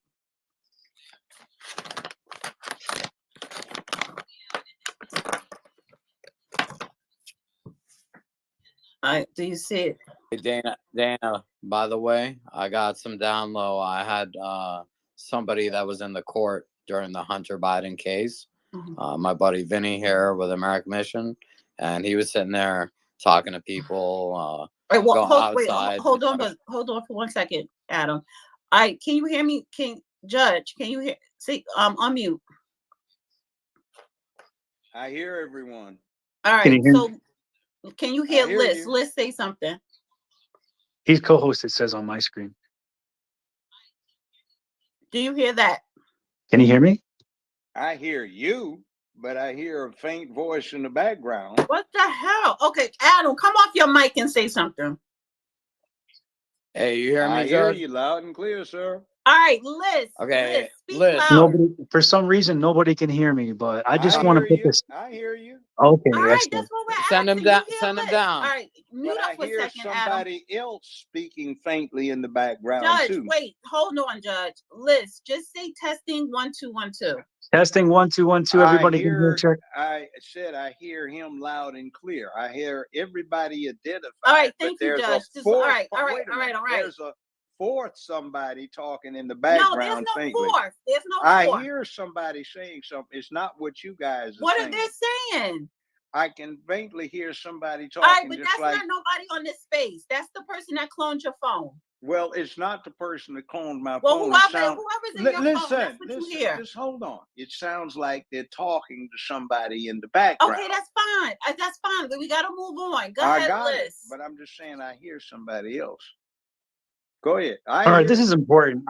I need about 90 seconds because I need you guys to hear this, and I'm glad everybody's here. Thank you, Dana, for hosting, but this is super important. Hunter doesn't have any victims. He threw a freaking gun in a garbage can. Does he belong to serve? Yeah, he needs to serve his time in jail. Does that make any difference for policy for us? Does that represent us or you or me in any way? You know what I'm saying? No, it has nothing to do with nothing. So nobody really cares. Like, there's no remedy here to remedy anything except for sue the people who violated our medical rights. I lost my business. My immune system's messed up right now. And MAGA wants to talk about Hunter. I don't care about that, man. We can't even name Trump in MAGA circles. It's Fauci and his associates. No, it's Fauci and Trump. How can you be the president of the United States and not know that this is a fake vaccine? Okay, so like, how do you not know? He took royalties from Pfizer 3 times before he was even elected, and he didn't know COVID-19 was going to pop up. He still blames it on pangolins. That's what I'm saying. This guy is not going to make a difference in our life one way or another, and who cares if he gets to go serve in jail? He had to pay some stupid lady sex extortion hush money. That's what happened. And he was caught lying about it with Cohen, who was also caught lying about his perjury and his extortion money 3-4 times. Remember, he got 4 felonies about a year ago, and this is Trump's lawyer. So that's what I'm saying. Like, we don't care anymore. What we need to do is protest vote like somebody for Bernie Sanders or Jill Stein. I don't care who it is. If it's Rachel Levine, that's fine with me, as long as it's not these idiots. And that's another thing. You talk about wars with China, war with Iran, war with Russia. Trump he wants to send troops to Israel. He would give BB bombs. As soon as Biden withholds munitions, MAGA lose their minds, bro. And nobody voted for any of this. Talking about oligarchs, bro. Trump hangs out with these people. The Crocus shooting has something to do with him. Kushner, we're genociding Gaza right now for oil pipelines. This is ridiculous. We really need to figure out how we're going to heal this country. And when you refuse to stay out of your echo chamber and actually have this conversation, let me know. And I'll land right there. Thank you, Judge. Hold on, because I used to volunteer for Kennedy, and like I got him on the ballot in Georgia. So like, but he's letting his wife run his campaign, and that's why I'm not voting for Kennedy anymore. He's talking about some full-term abortions. You can't be a Christian talking about full-time.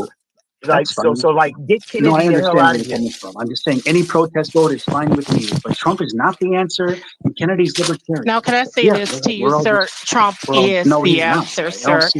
Let me be clear. I just don't Trump understand only why. went along with the vaccines because of Operation Warp Speed, and Trump is pig-headed, okay? I just don't get it. I don't get it. So, in other words, he was misled by the vaccine. He thought he was doing good, sir. He took money from Pfizer, and that doesn't make sense to nobody except for MAGA. MAGA is the only people that make sense to. I'm sorry. Young man, how old are you? It doesn't matter about me, man. It Trump needs makes to be how held old you are. accountable. No, I'm not no, voting no. for this How idiot or I'm kissing his asking ass. this And for. if Just unity tell me. means me giving this idiot Stop. an excuse, that's all you do is give this idiot excuses. Y'all are excuse artists. Yeah, it's like a Unwind a factory, bit. excuse factory. Unwind a bit. Fuck that. Fuck Trump. How old are Fuck you? No, Fauci. I got a I'm fact trying to ask factory you a for you, question. brother. Stop. Step right up. Fuck How MAGA. old are you? Fuck Dershowitz. Stop Fuck saying the Gates. F Old are bomb. you? And I It said it doesn't matter, earlier. bro. Don't Let's say move the on. F How bomb. old are you? There's a I'm sorry, reason but for let's me move on, man. asking you. Trump is fired. He's No, gone. I'm There not is moving zero on. Trump. Were None. you? How old were you when It doesn't matter, 911? man. How old were you when 911 occurred? I watched Rudy still cover up 9/11. Rudy How Giuliani lies to old your were face. you? Just He answer the lies right to question. your face about How 9/11. old And you were believe you? him. How He still old were lies to you? this day. Sir, That's why just I don't like answer Trump. the question. How It old doesn't were you? matter, man. It It doesn't matter. does make a difference. No, How Trump old were you raped a when the nom went 13-year-old. down, when you could be You know, a drafted and get a 13-year-old in New 1A? York was How raped in old were Epstein's you when house with Korea Trump was and going down and you Dershowitz. Oh, could no, get it a was 1A? Judge, Trump you and sound Epstein. far away. You need to come closer to your phone. I 'Cause am you sound That got my sounds like Trump earphones wasn't on. ever I'm elected. not You know, Yeah, you so need talking. to all take these those fake show earphones off That trials, because that's you like, not that's what sound I'm saying. far You accurate. guys away. believe Now, wait this a minute. nonsense. It's Stop. all fake. See, Stop Dana, It's talking been Dana, fake to for a me. Dana, very can I long be time. clear I about will Trump something? is mute not you. going to save us. He has no clue how to spell legislation. He has no cabinet. He has no policy. He has All no right, so campaign. Okay, we heard Okay. you. We All Liz, right. heard you, Good. sir. one Well, Sir. minute, Liz. 1 minute. 1 minute, Liz. 1 minute. Now, Okay, I've I muted didn't. everybody. We're going to have order in this Yeah, but Judge, you scene. need to speak up. I am speaking up. I just Turn got. your volume up. I have. It's all the way up. I No, haven't. take the goddamn I haven't headphones moved. off. I'm sitting in the same seat I've been in this whole time and had the earphones on the whole time, even in the car. Now, something's happened because our topic is dangerous for some people, so they're interfering. I have not moved my seat. I've got 3 bars, good connection, which is You a have those change in my house. headphones on. I don't care. I've had them on all night. I know, and you And they're sound not going to low. do any better with them off. I can't hear you guys without them. Now, back to the point in question. I'm asking the young man to please be polite. Stop trying to talk over. That is so unmanly. Now, just one at a damn time, or we're not getting anywhere with this. I muted everybody, and the point is, let's be orderly, one at a time. So the question is how old are you, sir? Did you actually find yourself in your I'm adulthood 41 when years old, bro. 24 I'm years? 41 years and 6 Okay, months 40. old. So you're I was born in 20-some years old. 82. Okay, 82. So you were a grown man when 911 went down. The Well, yeah, I was problem about, with yeah. the problem is that we have consequences that very few people who were not around when the Nam was going on or Korea was going on understand. A lot of people died. In the Gulf War thing, heaven forbid, they certainly were courageous enough to volunteer, but they volunteered. We've had 5,200 fatalities in 24 years, 23 years. We used to have 5,200 casualties every 2 or 3 weeks. Yeah, but So that's I'm not an just saying, excuse. That's not a crutch, that's man. What not, I'm that saying is is, not an excuse. It but is this the is what's important, vitality of Judge. it all. I want everybody to listen to this. The Democrats have the minorities. The Republicans reject you guys. They don't like the inner city minorities. So why are you cozying up to the GOP, man? Like, you guys have a lot of power with the Democrats. Because political science reveals that every now and then, don't care who you are, you switch sides. Black folk used to be 100% Republican. You never find a Democratic colored person or then Negro. And then starting with Roosevelt and the New Deal, when people were out of work, you started picking up some Negro support. By the time Truman got in, you got quite a bit. And then when you got Eisenhower, he got a lot of Negro support. He was Republican. Kennedy got in, pulled off a slick deal of calling up the Democratic sheriffs in the South and said, hey, I'm the Democratic Party presidential candidate. Give that Martin Luther King guy some slack. That's when black folks started paying attention to the Democratic Party. And then you got Lyndon Baines Johnson, who, contrary to the reputation today, was looked at as almost a living saint by black folk. And Okay, one one of the more thing reasons before we that go. everything went to hell is when Tricky Dick got in, everybody said Big White Daddy is no longer in the White House. We're all screwed. Dick Cheney? That was about Lyndon Baines Johnson. Oh, Lyndon Baines Johnson well, did more for black folk than anybody since Lincoln up to that time. That was the black consensus. But they've changed it with historical revision, so now he's the boogeyman. The people that did the not. Republican Party doesn't host anything like that right now for you Well, guys. I'm not worried about the Republican Party hosting anything about LBJ. I lived through it. I was in my 20s. I could buy whiskey. But the Democrats do. They host that for you guys. They have legislative That's senators. all right. I lived through Lyndon Baines Johnson. I know the difference between him and Tricky Dick Nixon. I was alive during that.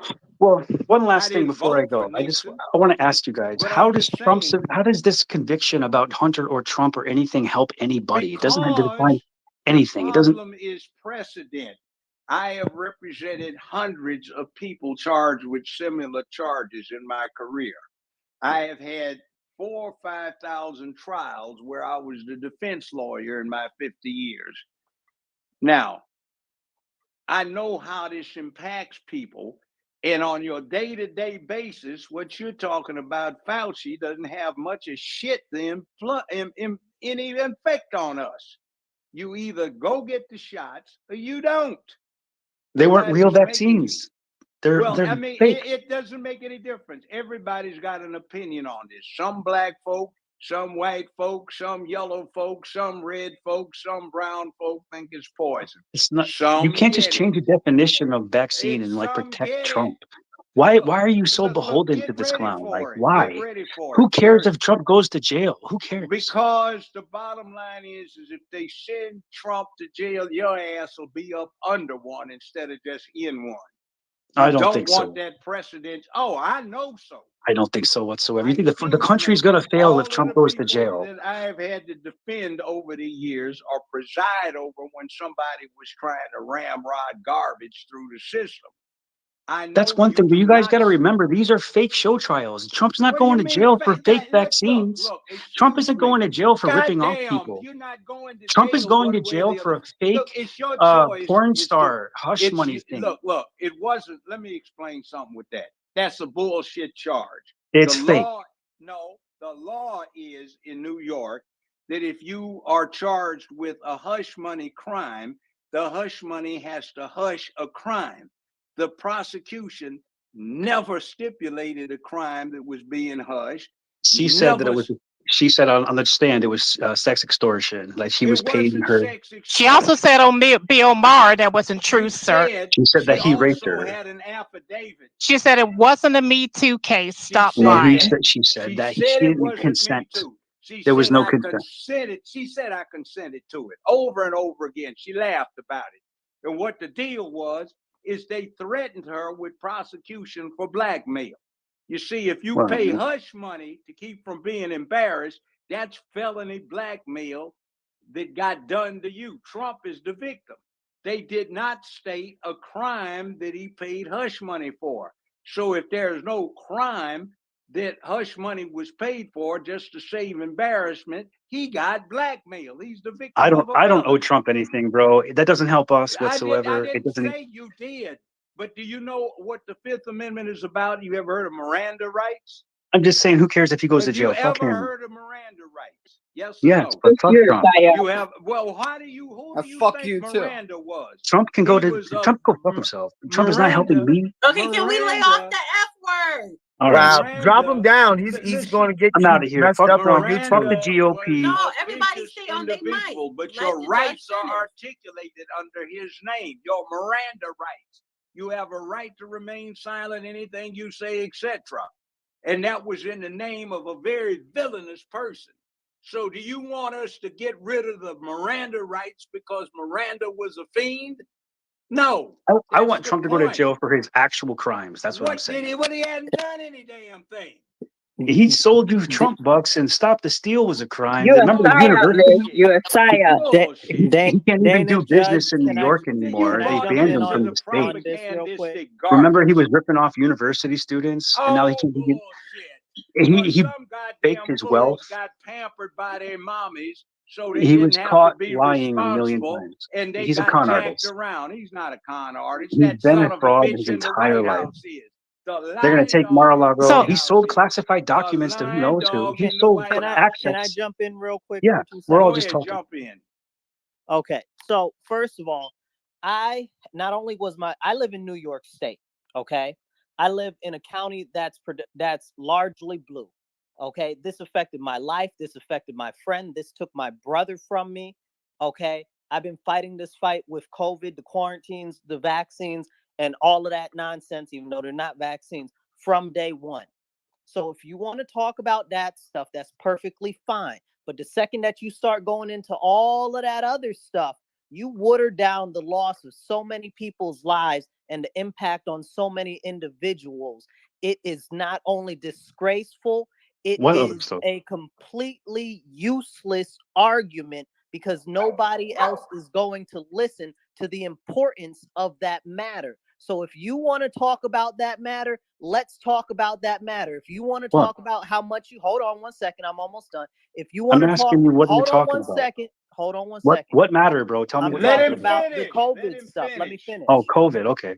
If you want to talk about the COVID stuff, that's one thing. If you want to talk about how much you hate Trump and how horrible a person he is, that is another thing Yeah, that's against completely your cult. I get it. separate. Okay, let's You talk about need to, COVID then. no, I'm saying Hey, you're not that gonna tell me what you I need to do, need bro. to Wait, separate I'll let do what him I want to finish. do. Wait a minute. Would you let me Wait. finish? Hold on, both of you. We can all Does just anybody talk. get the idea that there's a thing called manners? Let the man finish. You don't even know what he's going to say. We're just having a So why discussion. don't you find out what he's got to say before you respond to it? That's why I was just asking. I'm sorry. I was just He's a asking what the fuck. psyop. That's why. I am not saying that Trump has no part to play in what happened. I'm not even There trying you to get go. into that conversation. I What want we're you to be saying is able we to have never that. hear Hold on MAGA one hold him second. accountable. You never Hold say a on word. 1 second. Okay. Dana, can you drop this white boy? He's a troll. Who, me? Well, no, I'm not going to drop him because he didn't do nothing disrespectful except for cutting Marcus off. But so let Marcus finish, and then you can respond, Why Liz. can't we And just then have I a have normal to let Derek conversation? jump in. Because If we you're just not letting the conversation flow. You keep rudely interrupting. Let Yeah, the let man say what he's got Liz, to say. Liz, let Marcus rebuttal you, and then you can respond back. So what I'm saying is that we have a lot of stuff that we can talk about as far as the COVID stuff goes. So if that's what Can you you want to stop talk, stirring the grits, Judge? I'm so trying to charge this thing to see if that helps. All right, sorry, Marcus. Go ahead. so if you want to talk about that, we can talk about that. We just had that Ninth Circuit ruling, which was awesome. That helped us out, say that they changed the definition of what a vaccine is, and that doesn't really count and stuff like that. There's so much there. But a lot of people, when you start muddying it with 9, 12, 13 different topics, they're not able to keep that bandwidth because people already are scared to talk about that stuff. Many people don't want to talk about that stuff because, like you said, you got the shots and it hurts you. A lot of people have them, so they already have vested interest in keeping up the concept that there was something good on it or they did something righteous. So if we're going to talk about that, let's talk about that. If you want to talk about how much you hate Trump and how terrible he is, let's talk about that. But please, let's not put both together. All right. Now, can I throw in a quick Wait, observation, really quick, super quick? No. I want Liz to respond, and then I want to bring Derek in because it's his turn. Okay, it's people outside this Trump leg humping weirdo cult, excuse cult. Don't see it that way, bro. I'm sorry, Marcus. We hold Trump accountable because of the vaccine, the quote unquote vaccines that none of you can agree that he fucked up with. He violated my medical privacy. I lost my business. I couldn't get on a plane. Now my Biden immune did system's that. messed up. Excuse me. If you're going to let somebody like banter on about how Trump was so great, where's the shred of legislation he has? You know, the guy, Ryan, what was it? Paul Ryan wrote all of his executive orders for the border. Title 41, 42, 43, they all expired. He had nothing to replace them, not even a draft. And the GOP were the ones to walk away from the latest border deal twice, actually 3 times. They refused so they can politicize it. And when Wait, I are you put that talking out about there, the current border deal that they rejected? The GOP, yeah, even though it wasn't great, but still, they didn't have any counteroffer. They No, wanted to. that's why they rejected it, because it was shitty. It was shitty, but I'm just saying they don't So have then any why would counteroffer. they They don't pass have a it when draft. you're sitting? You We have to have already What something. does sending millions of dollars to Ukraine have to do with the border? Nothing, so but again, they that don't. They Dana, don't have we a draft. Is what how I'm saying. about Liz? How about, because it sounds like you are pro Biden, that's fine. But No, how I'm not. about you tell your president to close the border and do his job on a federal I level? don't recognize Brandon because he cheated. You know why he Really? cheated? So then Because who do you recognize? Because you don't recognize him and you we don't were just recognize talking Trump. about Kennedy because he's an excellent candidate. I like But Nicole he's too. not president. He's Biden going to is. be. So why are November you is a talking long about time away. Trump? I'd be willing to Wait, bet. wait, There wait, is 1 zero second. Trump. Why? You Wait, guys 1 are. second, 1 second. I'm Let me not just talking say about this. Trump. Let me You say guys are this. talking about Trump, bro. No, yes, you are talking about No Trump. You one came up here, because you said Trump should be in jail, Trump this, Trump that. So there you is are zero talking Trump. about Trump. I Let me fired say Trump. this. Let me Notice say he this. lists all the Jewish Let candidates. me, and I gotta mute everybody. Everybody come on. Let me just say this. Why are you not focusing on what Biden is not doing, and that is the border? You Because come up Trump here. let Biden cheat. He let the border go to shit. This is your all fault. You guys think Who let you Biden do voted, you what? vote for dirt and you Okay, first of all, you just rambling now. Now you just I'll bet you rambling. good money that Because Trump had the I'll border bet you- wait a minute, organized when wait. he was president. Put your money where your mouth is. I'll bet you good money that Trump let Title 42 expire. He doesn't know what he's doing. Well, he that went on Kennedy president. is not What And going all to you guys win. what are There's you no okay, way Liz, Kennedy now is going to Liz, win. now you trolling. There's Title no 42 way. expired under Biden. What are you Yeah, talking but hold about? on. I'll bet you good money. There's no way Kennedy's I'll bet you going to money if win. But Kennedy's going to win. November is a long time away, man. I guarantee you he he ain't going wins. to win. He's a He spoiler. will. So and But Jill he's might a win. spoiler. No, He's he's a going to win. spoiler. He's going All to I right, like take all Nicole right. votes too. away I need from you to mute up, somebody. Liz. He'll I need help to go to somebody Derek. win, but I can guarantee you he won't be in the All right, let's go to president's Hans. You're probably right, but I bet money if you want to. Sure. Well, All right, I Derek. got a lot of money. So Derek, you have the floor, Derek. Well, good evening to the stage, the Honorable Judge Hugh Dana. I am tired as hell, man. And it was a great comedy few minutes I just heard. I was sitting here about to nod out. And till the comedian came to the stage, that was quite funny.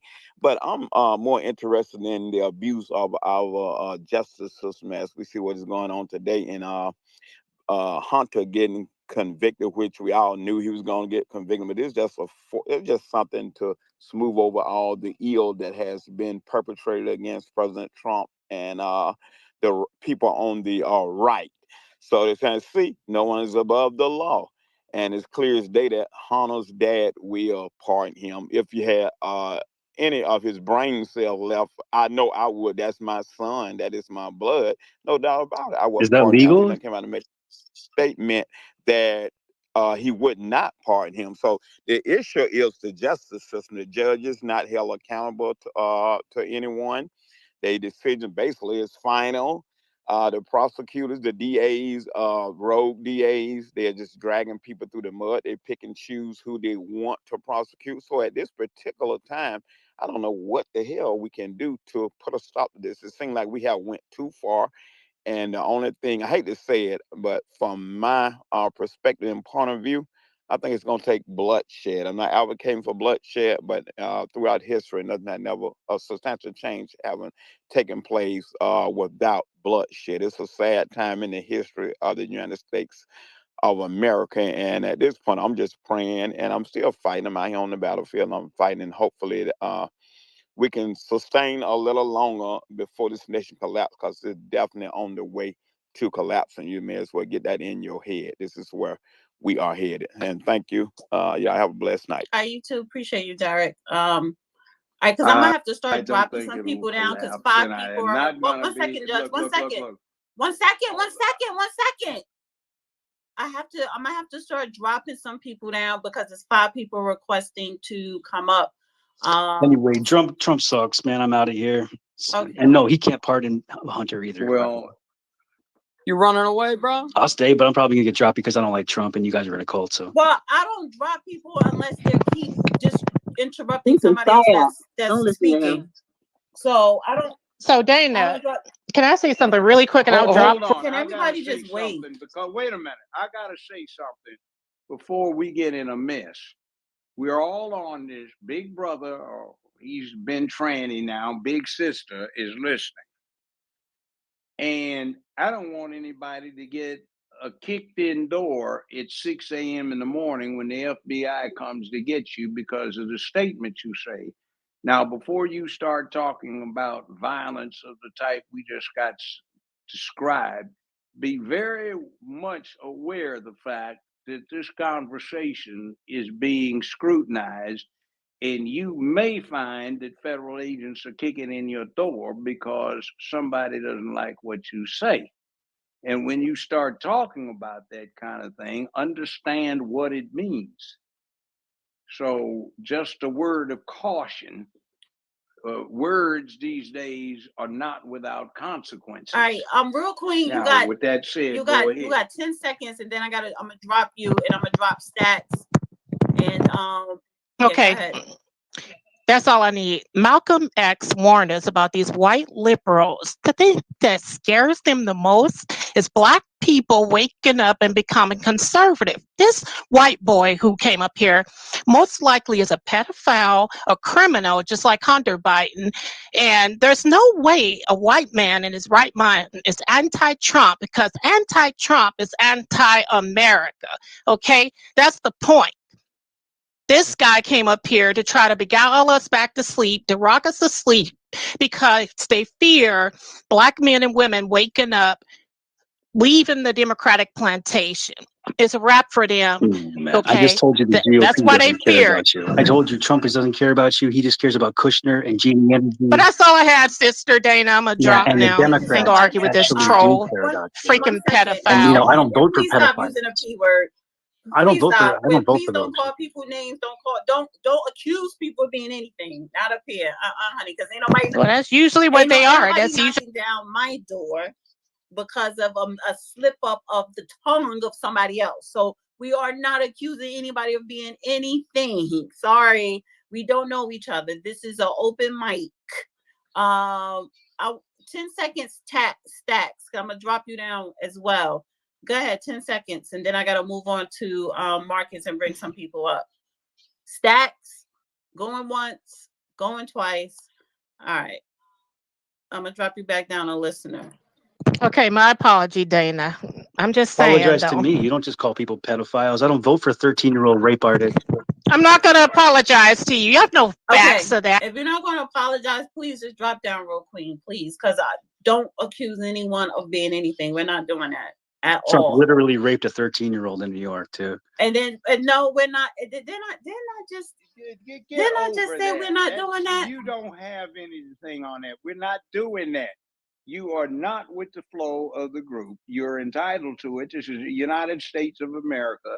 You can vote for whomever you choose. We can talk about it. You can talk about it. That's the way it works. Now, if you make a bad decision, you have to live with it in part if enough people make bad decisions. We already have one, and the problem is Kennedy is a Democrat. He is a rebellious one because his position is getting rejected by his party. I understand, but he is a fringe candidate right now. He's not going to win, and he's a spoiler. So, you know, this is like we've had a few of these in the last 30 years that have spoiled elections. Mm-hmm. They got nowhere. They just influenced the outcome, and the person that they were most against wound up winning. But there you go. That's your business. You can look it up on Google. Trump had to pay millions of dollars to this 13-year-old. Yeah, okay. You can Google it. You don't want to talk about it. Yeah, that, we can, and I have, believe me. There was more than one. It was two 13-year-olds. I do more than Google because Google is not the most reliable thing going. Yeah, no, I dropped him down the speaker because I think people are just not listening. You're not listening.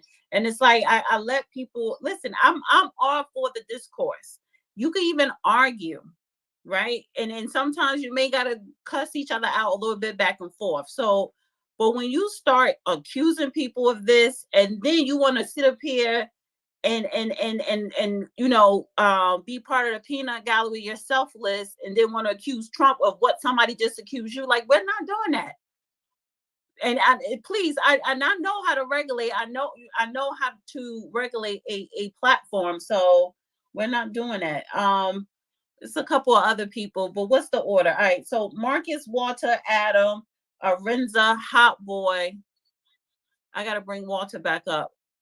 Oh, go ahead. Dana, I didn't get a chance to speak yet, if you don't Where were mind. you in the? Oh yeah, you were after. Okay, go ahead, Adam, and then Walter. I'm gonna bring you up. Man, I appreciate you having me up, Dana, Judge. Good evening to you. This gentleman, I don't even know if I want to call him a gentleman. I'm just trying to be cordial. But yeah, he makes these claims, he's making lies. I think a lot of people, even on the right, have these misconceptions of what Trump actually did during COVID. Now, let's zoom back. I'll be real quick. I want to crush his narrative and anything he said. You go back 2019, COVID, was released around 2019 September. We got news of it in December. People were hospitalized back then in September from it. So we had a bioweapon on the loose, right? Constructed in a lab. Fauci is definitely, I want his ass to get no. But yeah, that's not the matter. The next thing would be Operation Warp Speed, right? That's nothing new. It's something they've been trying to push through for a while as far as a response to biological warfare. So you expect the president to sit on his hands when his advisors, his cabinet, people that were appointed, he appointed himself, it was approved by the Senate. And no way he's appointing what is it, 200,000 people or something like that. I don't know how many people that are in part of the cabinet are appointed at that time. So you can't blame him for that completely. He's coming in as an outsider. So get into Operation Warp Speed. He put in the efforts. He's responding to what the people are asking for. Even normal people were worried about it at the time. So he did respond in kind. As far as mandating anything, he didn't mandate anything on any states. He wasn't pushing OSHA to mandate anything on states. Lockdowns were left up to the states, as a president's role should be restricted. It's up to the state if they want to lock down or not. We locked down in Florida for like 2 weeks, and then the people of Florida spoke up. That's where you got to get on a state level, and that's your beef with your state, your employer that wanted to force you to get jabbed. You should have protested them, just like many people protest companies. The thing is, they'll end up with no workers, and you show unity through that and strength. So your beef is with your governor, your beef is with your county. Even in Florida, we had counties, some counties require masks, things like that until DeSantis shut it down. But regardless, Trump did none of that. The vaccines came out, and let me please mention, Trump brought up hydroxychloroquine. He brought up ivermectin as treatments, and without treatments, you cannot pass an EUA, the emergency use authorization, which was illegitimate. It is illegitimate. That's why you see these people pulling their jabs off the shelf. It wasn't even vaccines; it was mRNA technology. But they blackballed in the media and in government the people that were against Trump. They blackballed those two treatments so they could push their jabs and get it expedited without the EUA wouldn't have existed. So had you listened to Trump, not all these cronies around him, Fauci and all that, you probably wouldn't have taken the jab. But yeah, you try to blame him for it. It's just so disingenuous. A lot of people come up and try to blame him for it. And either you're not knowledgeable on it, which is fine, or you're willfully ignorant, which is just a whole different thing. And you're here to draw people away to go join Kennedy, who I personally find to be the biggest snake in the grass, because you trust him. Look at it. He's part of the Green New Deal. He's ready to carbon tax you. He's about to ream you every which way, but you like him because he's a Kennedy and he seems the better of the two choices. No, we need Trump. Trump is the man of the time. He's experienced. He ran through it the first time. And I believe a lot of this stuff has been playing out in his favor. His numbers are rising. He's crushing it. Europe just went and elected right side people, conservative people, let's just say, Normal people, not these fascists on the left that go around and want to shut down your speech, want to burn down your cities, want to go and infiltrate BLM, want to dress up as Patriot Front or these Nazis in our streets to sow division. That these are feds. So I'm sorry, I'll say it. I don't give a shit. Either that or they're paid by the feds to go out there and do whatever. They get money somehow through NGOs possibly. That's actually the root of it. So it's NGOs which are funded by the European Union, and the European Union is funded by us. So we're funding our own destruction essentially. So Trump is the only one that stood up to the WEF. He stood up to the EU. He told them we are a sovereign nation. We will never kowtow or allow laws to overrule our laws in the U.S. You cannot take that away from us. And that's why we need that man in. Otherwise, we are headed down very, dark roads, and your rights won't matter. You're a serf. Get ready for your serfdom, sir. And I'll land with that plane. Bam. Thank you. Appreciate that. I'm gonna swing to Marcus and then Walter. Okay. So there was so much covered. I don't want to try to go back over everything real quick, but I do want to touch on something before I get to my main topic. That whole Kennedy nonsense. That man said that he wanted to take away our firearms, and people try to act like he never said that. And then they'll be like, oh, well, he changed his mind. No, you never change your mind on something like that. You're just preaching to somebody something that they want to hear and pouring poison in their ear. You can't trust somebody like that. He said that he wanted to silence people that weren't saying what the government wanted or what he didn't like. And he said these things out of his mouth on live TV, like as people are asking him questions, like he actually said that. So Kennedy is a no-go, and I've got a lot of friends that really like him, but absolutely not now, not never. Now, to my main question is, I'd like to know first I'd like to make a statement. As we go forward, a lot of this is distraction from our elections that are coming up, as far as our election security and our election integrity. So we need people to get out and go be election workers. So go be an election worker, go be a poll worker, go be a site worker at the election. So if you're on this space and you're not running for office, I encourage you to go sign up for this election so that you can be part of making a difference to make sure that our elections are secure. We need that. So please go do that. That's one thing of action that all of you can take. It's one day out of your life. Please do it. Schedule a day off from work and work there. They'll pay you. You get paid to do it. Now, for me, my thing is what I'd like to hear. I'd open this question to the room is, what are you hearing are talking points that can help us move the needle to get people engaged enough to get involved with people's campaigns, not just stuff that makes us feel good to talk about or people like to argue about.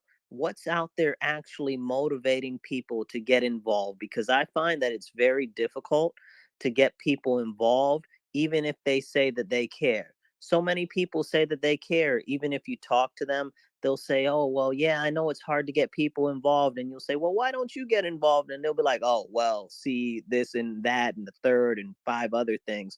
So what are you guys seeing? What are you experiencing that's actually getting people involved, not just people are griping about online? I'd like to hear from the room, please. Hey, Marcus, I know Kennedy's name got a bad taste in our mouth, but Kennedy said it best: ask not what your country can do for you. And as a person born in the city of Philadelphia, I sure do like what the founding fathers has done relative to having us have free speech, discourse. Find your public square now, because if the lights go out, we need to be able to assemble and meet as intended.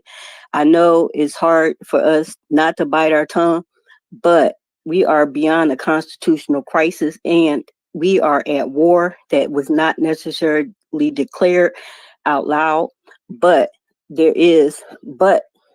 the constitutional remedy that has to be realized. What can we do? Old heads know, back in the web days, there's web trains, communications, link up. I have moreblacksfortrump.com with a page, do something great. It has the precinct district gentleman that's teaching people how to get in, being a precinct leader or a poll watcher and so on and so forth. If you have a website and you hear something great that's actionable, put it on your resource pages, make a clearinghouse of your own group pages. Pass along information that you've heard here that are actionable, great ideas. We collectivize with these things as intended from our founding framers, that we can get together and be a powerhouse against any enemy. If you have taken the oath of office as a military man, revisit that oath of office. It says enemies abroad as well as at home. If we can recognize that there is a war declared under the umbrella of Sir Ronald Cohen's social impact bomb revolution, and whenever we say they and them and those people, do yourself a favor and find out who these people are. Judge Joe Brown, relative to Fauci, I put something up in the message board, and if you look at the grouping, including Soros and so on and so forth, Gates, when we look at these people in context and relative to the international bioweapons deaths, these would be under the jurisdiction of The Hague. It has risen to that degree where he perpetrated a crime, a global crime that falls under the umbrella of depopulation. And if you look at these groups together and aggregate each one of their role, premeditated role, patents, and so on and so forth, this has to fall under the degree of a RICO crime at the very least. Is that not the case, Judge Joe Brown? It's not the case. The Hague has absolutely no jurisdictional influence in the United States of America. There's no treaty between the U.S. and The Hague that acknowledges that. Since the United States is one of the three most powerful nations on the planet Earth, The Hague can do not a damn thing without the permission of the United States. Understood. Russia can veto it, and China can veto it. On Fauci may have been unwise, but there's no crime under the constitutional scheme of the United States for being unwise. It has to be the culpable intent to commit a criminal act. And there are enough doctors on his side to say he did not act unreasonably. He may have not acted the way you chose.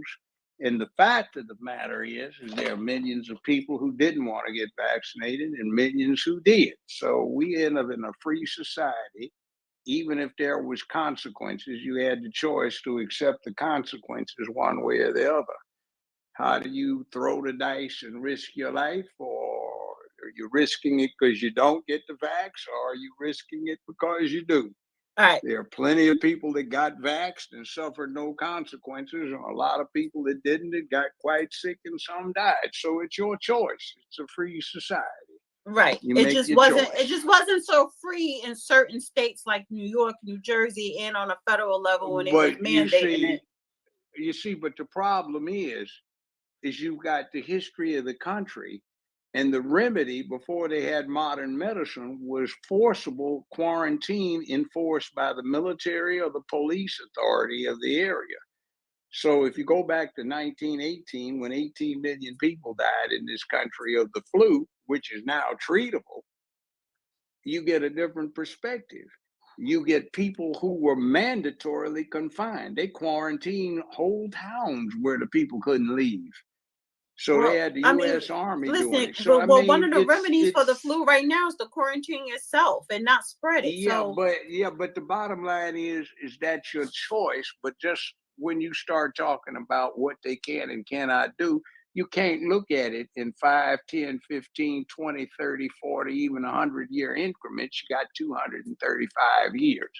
So what was done most of the time? So the point is when you go out and vote, you can consider such things.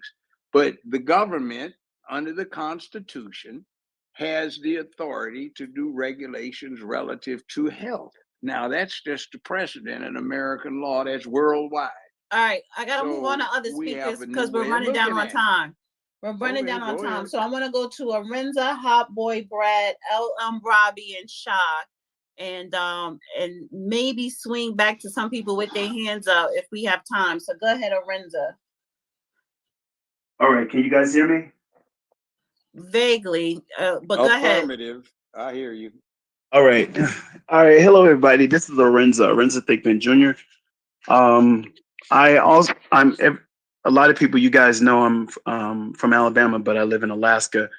I'm going to start out by addressing in a small detail what Litz Lovitz, the white guy that was talking, I'm going to address what he said. The other guy who spoke, I'm going to address what they said. I'm going to combine what I'm going to say in just like one.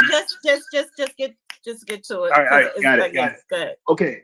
All right. The first guy that you guys heard by the name of Les Lovitz, he comes off as a libertarian, and I can understand his concern why Kennedy would be a good choice. Kennedy is definitely a spoiler. So is Jill Stein. So is Cornel West.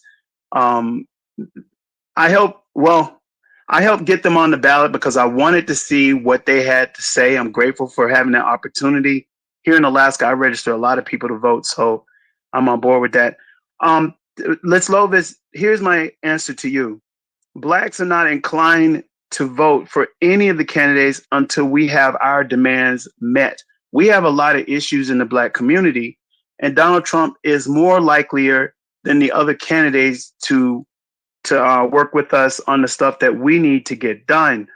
Biden and the Democrats haven't done anything for Black Americans historically and figuratively, and people are just done with it. We're done with the drama, so we're willing to work with Trump to quote unquote make America great again. But the gist of what we have to do is to have negotiations and to sit down and talk about what matters most. Now, those talking points that the guy was asking about, that also Liz Lovis was asking about, reparations, cut the damn check. Black Americans are owed money, so we need to have that covered. The second most important thing is getting us out of this Palestinian-Israeli conflict because it's costing us a lot of money that was supposed to go to Black Americans. Those are the two most important topics in this country. Trump is a businessman, so yeah, he better cut the check. The COVID-19 and Fauci, those are well-protected political platforms. They're not going to let anything happen to Fauci. It's all smoke and mirrors. And Judge, to answer your question, how did I beat the COVID-19 vaccine? I took the BNOX test. It's spelled B as in Bravo, I as in India, N like November, A like Apple, X as in X-ray. And scientifically, if I can prove that I don't have the COVID-19 vaccine, I'm allowed to fly. And so I've flown all over the world during the times of COVID. Boom, there it is. That's all I wanted to say, Data. I'll give you guys back the microphone. Shouts out to the room and to the guys that are listening, Liz Lovis and the other guy that was talking. Before you say anything, you have to understand the definition of why we do what we do. So you can't just go off like that. I heard what you said, Liz Lovis, and I'm giving you an idea. Read your messages. I mentioned you in a couple of them, okay?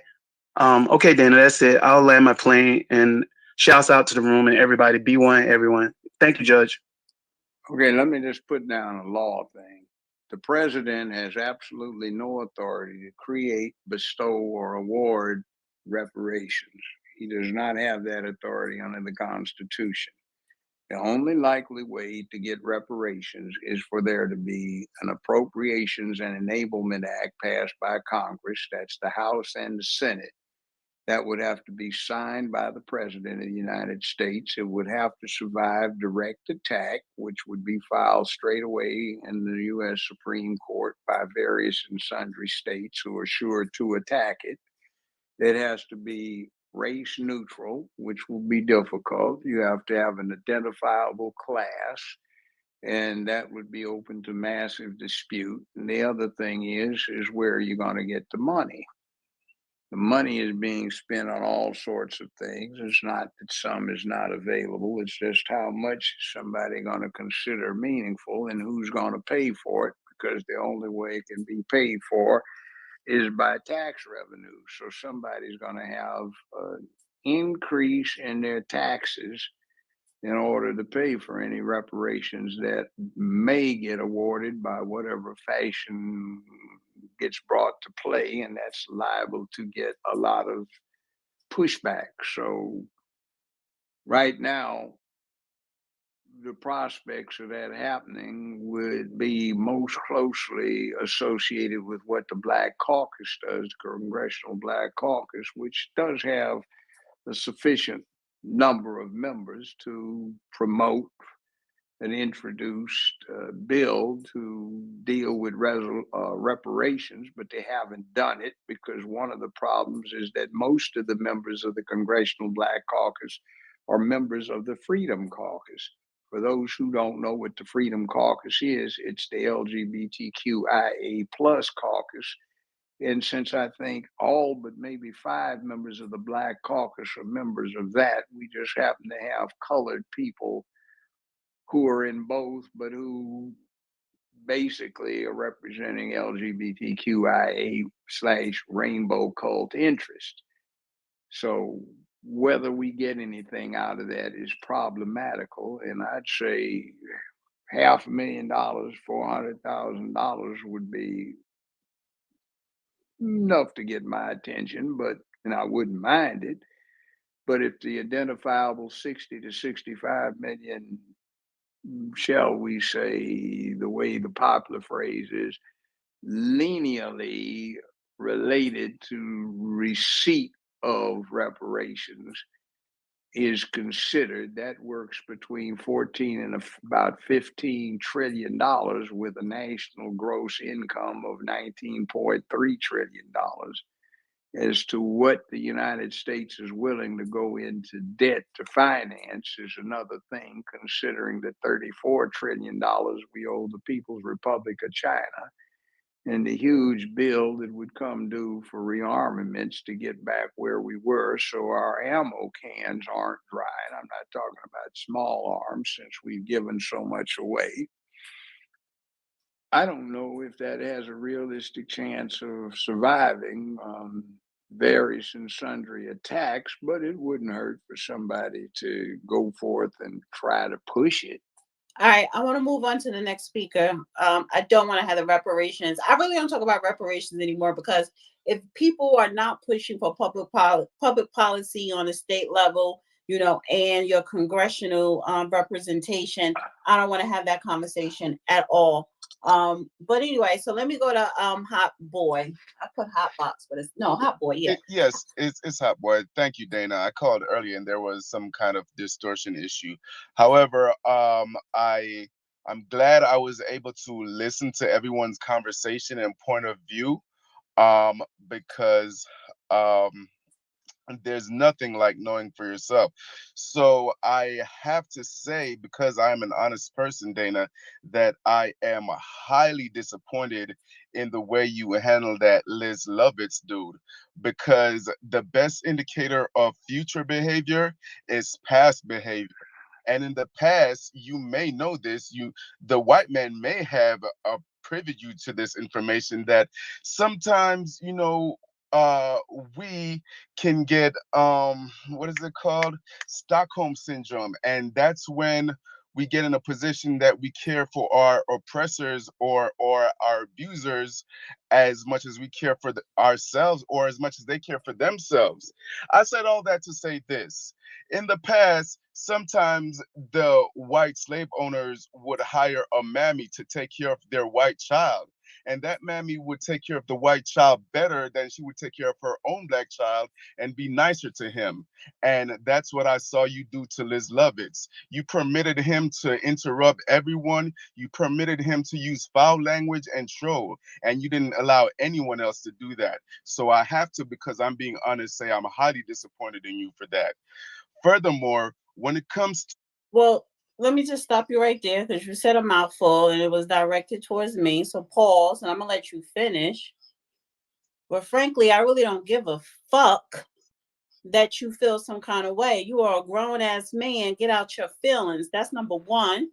And number two, No, Why? I was Oh, not. that's I the was white not. boy. I see what you're not going to interrupt me because I didn't interrupt you. So, and I didn't call you no names. I just said I didn't give a fuck how you feel or what you said. The wolf don't bother with how the sheep say or what the sheep says or does.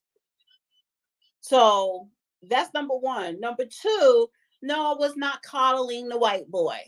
No, I do not have Stockholm. I sit up here every week and I let people go at it. I give people multiple chances. I let people say the N word, the F word, blah, blah, blah.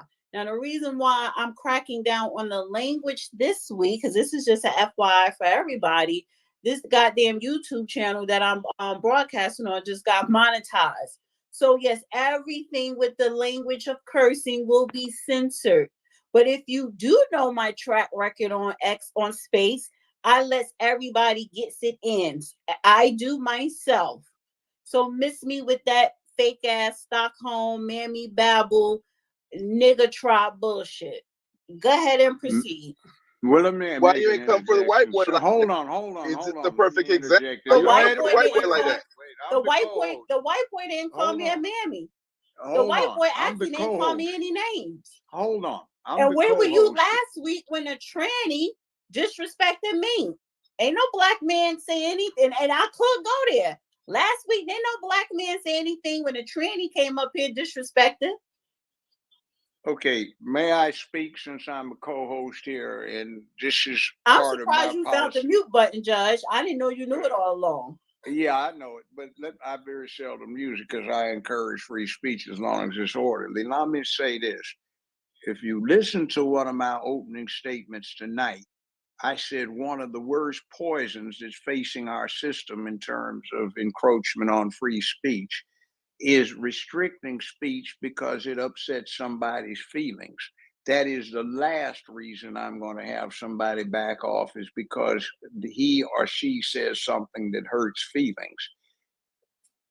If they hurt feelings, say it, please, because I want the feelings hurt, because I want the senses sharpened. We also need to understand that we cannot play ostrich, put head in sand, and hope things will pass around our behind parts. You need to hear opposing points of view. So if you're going to deal with them and oppose them and take them on successfully as a form of adversity, you need to understand them. If you understand them, you probably have heard them and studied them. So it does not do anybody any good to play like you're in elementary school where the teacher protects you from hearing candid discourse on certain positions. So Dana and I have made the decision, the executive position, that you will hear everything. You may not like it, but you're perfectly free to counter it. So nobody is doing anything when it comes to trying to favor or protect anybody, because our policy is to protect no one. You either stand or fall on the merit of your position. Now, that said, go on. Well, I mean, I I understand that's the position you're taking, but definitely what I observed, it has the odor of mendacity, for lack of a better term. But anyway, It's not mendacious. But Hot Boy, I want to know what disrespect did Loveless or whatever. What did he say that was so disrespectful that bothered you? well, I mean, again, well, when you say that it bothered me, it really doesn't bother me, because I won't get into that. It really doesn't bother me. As I said, it was an observation that I made, and it made me question my What was the observation? that he was persistent in bashing Trump, and uh, he was using arguments, not facts. It wasn't like if Okay, I wait. So pause right okay. there for a second, because I don't want to dissect what he said, because he said what he said, whether I agree or not. So you mean to tell me that I have Stockholm syndrome because I did not censor him or drop him the listener because he said something that wasn't factual? No, I mean to tell you that you have Stockholm syndrome because you didn't hold them to the same standard rules and regulations that you hold the black people to. What do I hold black people to that I don't hold white people to? I'm not talking about white people. I'm talking about that specific person, and also. So what do I? So wait. So tell me, what is it that I hold black people to that I did not hold this man who is white to? You told the person he was arguing with to not use the F-bomb, and less than a minute after that, he came on and used the F-bomb. Yeah, and then what did I say to him? You don't have to interrupt me. You asked me. No, because again, and this is the problem that I have with black people, that you're so sensitive. Because I'm trying to get specific with you. Somebody said the F-bomb, I said don't. And then he turns around and first of all, Lovett said it first, and I told him the first time don't say it, and he said, okay, I won't. Somebody else said it, I said the same thing. He said it again, and I kept correcting him. So I give people 1 chance, 2 chances, 3 chances, sometimes 4, 5, and 6. So you upset. I have Stockholm syndrome because he said F, didn't say F to anybody particular. He just said the F word, and because I didn't kick him out, I have Stockholm syndrome. I never kicked out. You have all these. I know. Oh, let me add this because you added in black. I never kicked out a black man for using F. I don't even kick out black men when they say the B word. Damn sure not the N word. So again, you are upset that I let the white man say F and I didn't kick him out. And the reason why I'm walking through this, because I want you to hear how fucking stupid you sound. Hey, Dana, may I interject something real quick? The reason why you're walking through this is to coach. Well, not really, because I kind of 1 second more black. And this is what I'm tired of, and I'm not going to make it a black and white thing. But why the fuck are you making it a black and white thing? And so I could say F. I'm making it a right and wrong thing. You are making it a black and white thing because I struck a chord. You said that I have Stockholm syndrome. The man means in the house or whatever. That's making it a black or a white. You took it back to slavery time because that's what you're referring to Stockholm with your white oppressor. That's what the fuck you said. So I'm trying to dissect what you said, break it down so you can understand and hear yourself and hear the stupidity.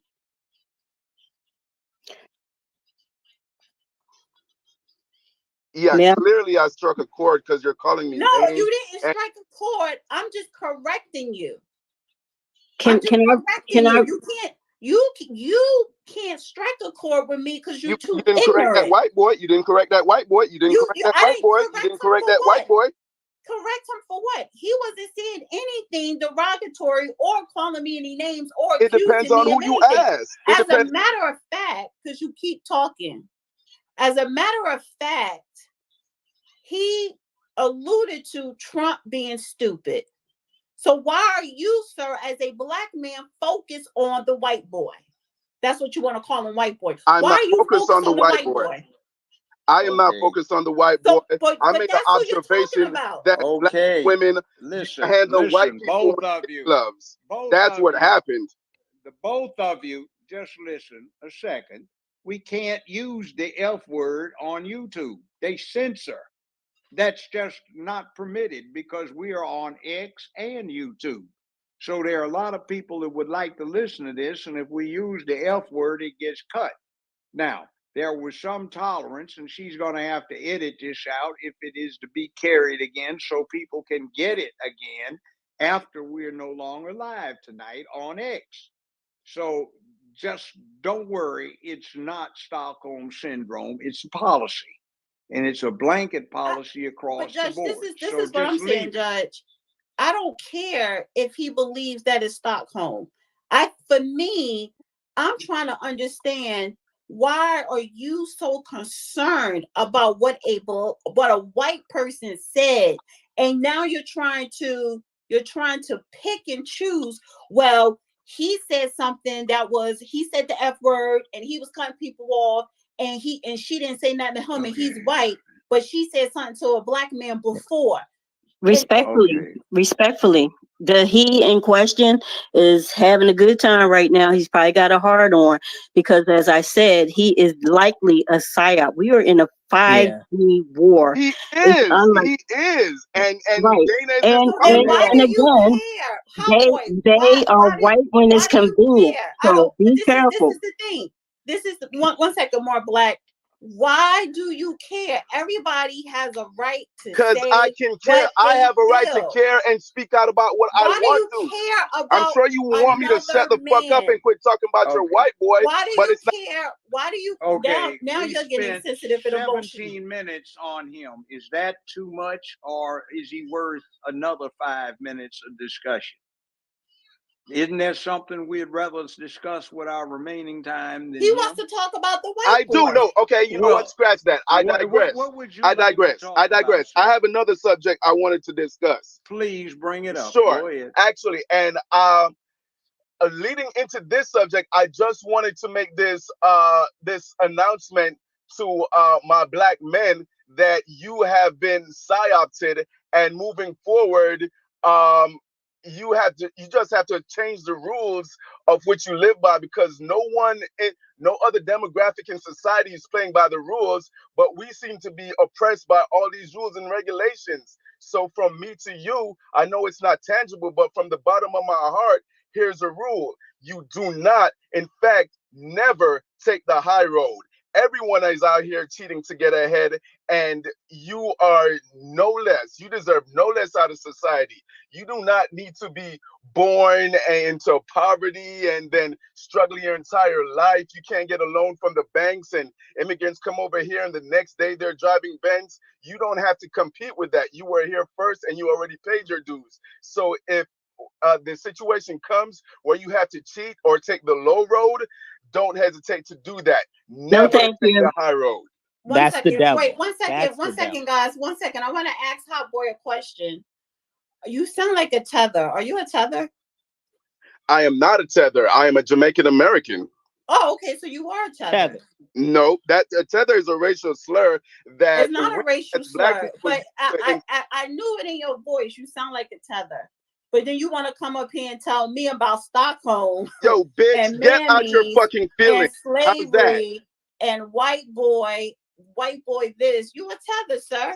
You don't even qualify for reparations. None of that. You are a tether. And you know what? You know what? Let me since you believe I have Stockholm, let me indulge you. Hold on, and you didn't drop you hear down. this. You didn't hear this. If you called anybody out their name again, you're not coming back up here. I'll throw you off. Right. So let me. Now you don't call her the B word. You back off of that. Oh, I didn't know that he did because I Yeah, he did. I just dropped him. And I have nothing wrong. I have nothing against Jamaica. I got a somewhat different opinion. In other words, some slave masters in certain English colonies with relatives of other slaves in other parts of the English colonies decided to rebel. That ain't anybody's choice who is in a condition of slavery. But he was It's a historical tether. accident. But he was a tether. Well, that's all right. He can be. I don't have any problems with it. I like Jamaica. What happened to Brad? Good Iman. But don't call anybody out their name. Right. Not a problem. I've already and he's warned so you concerned about the white YouTube. man who did not call Well, me out let's my move name. on. Let's not fixate on it. Well, We've Brad heard it. left. Let's get to next point. Wait, let me get to the next one. Brad left, so now it's LM. Go ahead, LM. LM, going once, honey, going twice. All right. Let me get to Robbie and then Sha. Thank you, Dana, for bringing me up. Honorable Judge Joe Brown, nice to finally make your acquaintance, sir. Been a long time fan. Appreciate all the work that you put out. Definitely. We actually share the same last name, so that's just some extra brownie points. But yeah, I'm born and raised in Brown. You got your brownie points. Yeah, I'm born and raised in Detroit. I'm 43. I grew up in the 80s. I was in education for about 10 years. I've actually had the chance to live in 2.5 years in Nicaragua. So I actually know what socialism and communism look like up front. It's here. The enemy has already infiltrated in this country. been here for a long time. One of the things I will say is the key to fixing these problems that we have in our country is not really being focused on. We're spending a lot of time on the politics, and that's important. That has its place. But in order to win this battle against the left, and I look everything through the lens of theology, since politics is downstream from the culture, culture is downstream from theology. We have lost the culture. And the only way we're going to win is by wrestling the culture back away from the left. And the way to start doing that is by rebuilding the nuclear family and the mentality that goes behind that. We need to be encouraging our young people to not be afraid of marrying young and having lots of babies, because we're not going to outmoney the left. We're not going to out entertain the left. Okay. We're not even going to out politic the left, but we can out family the left. We can raise up a new army that will be so massive that it will take over this country again, because they're going to have 10, 15 kids that have been raised by virtuous parents that are going to infiltrate these institutions again and take them back. We're going to take back our healthcare industry. We're going to take back the education industry, which I'm an advocate for homeschooling because that's what I do with mine. But at the same time, those who can't, we can still wrestle back the education industry.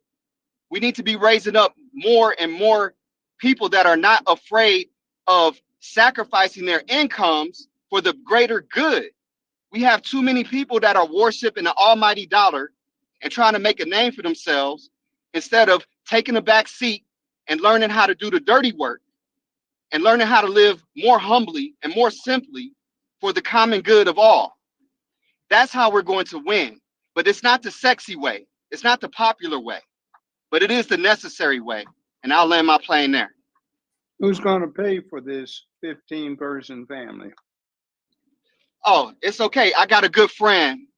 He's actually a A-list actor. His name is Bug Hall. You all know him because he played Alfalfa in the Little Rascals movie, and he was Eddie Munster in that movie. He's a good friend of mine. He lives in Michigan.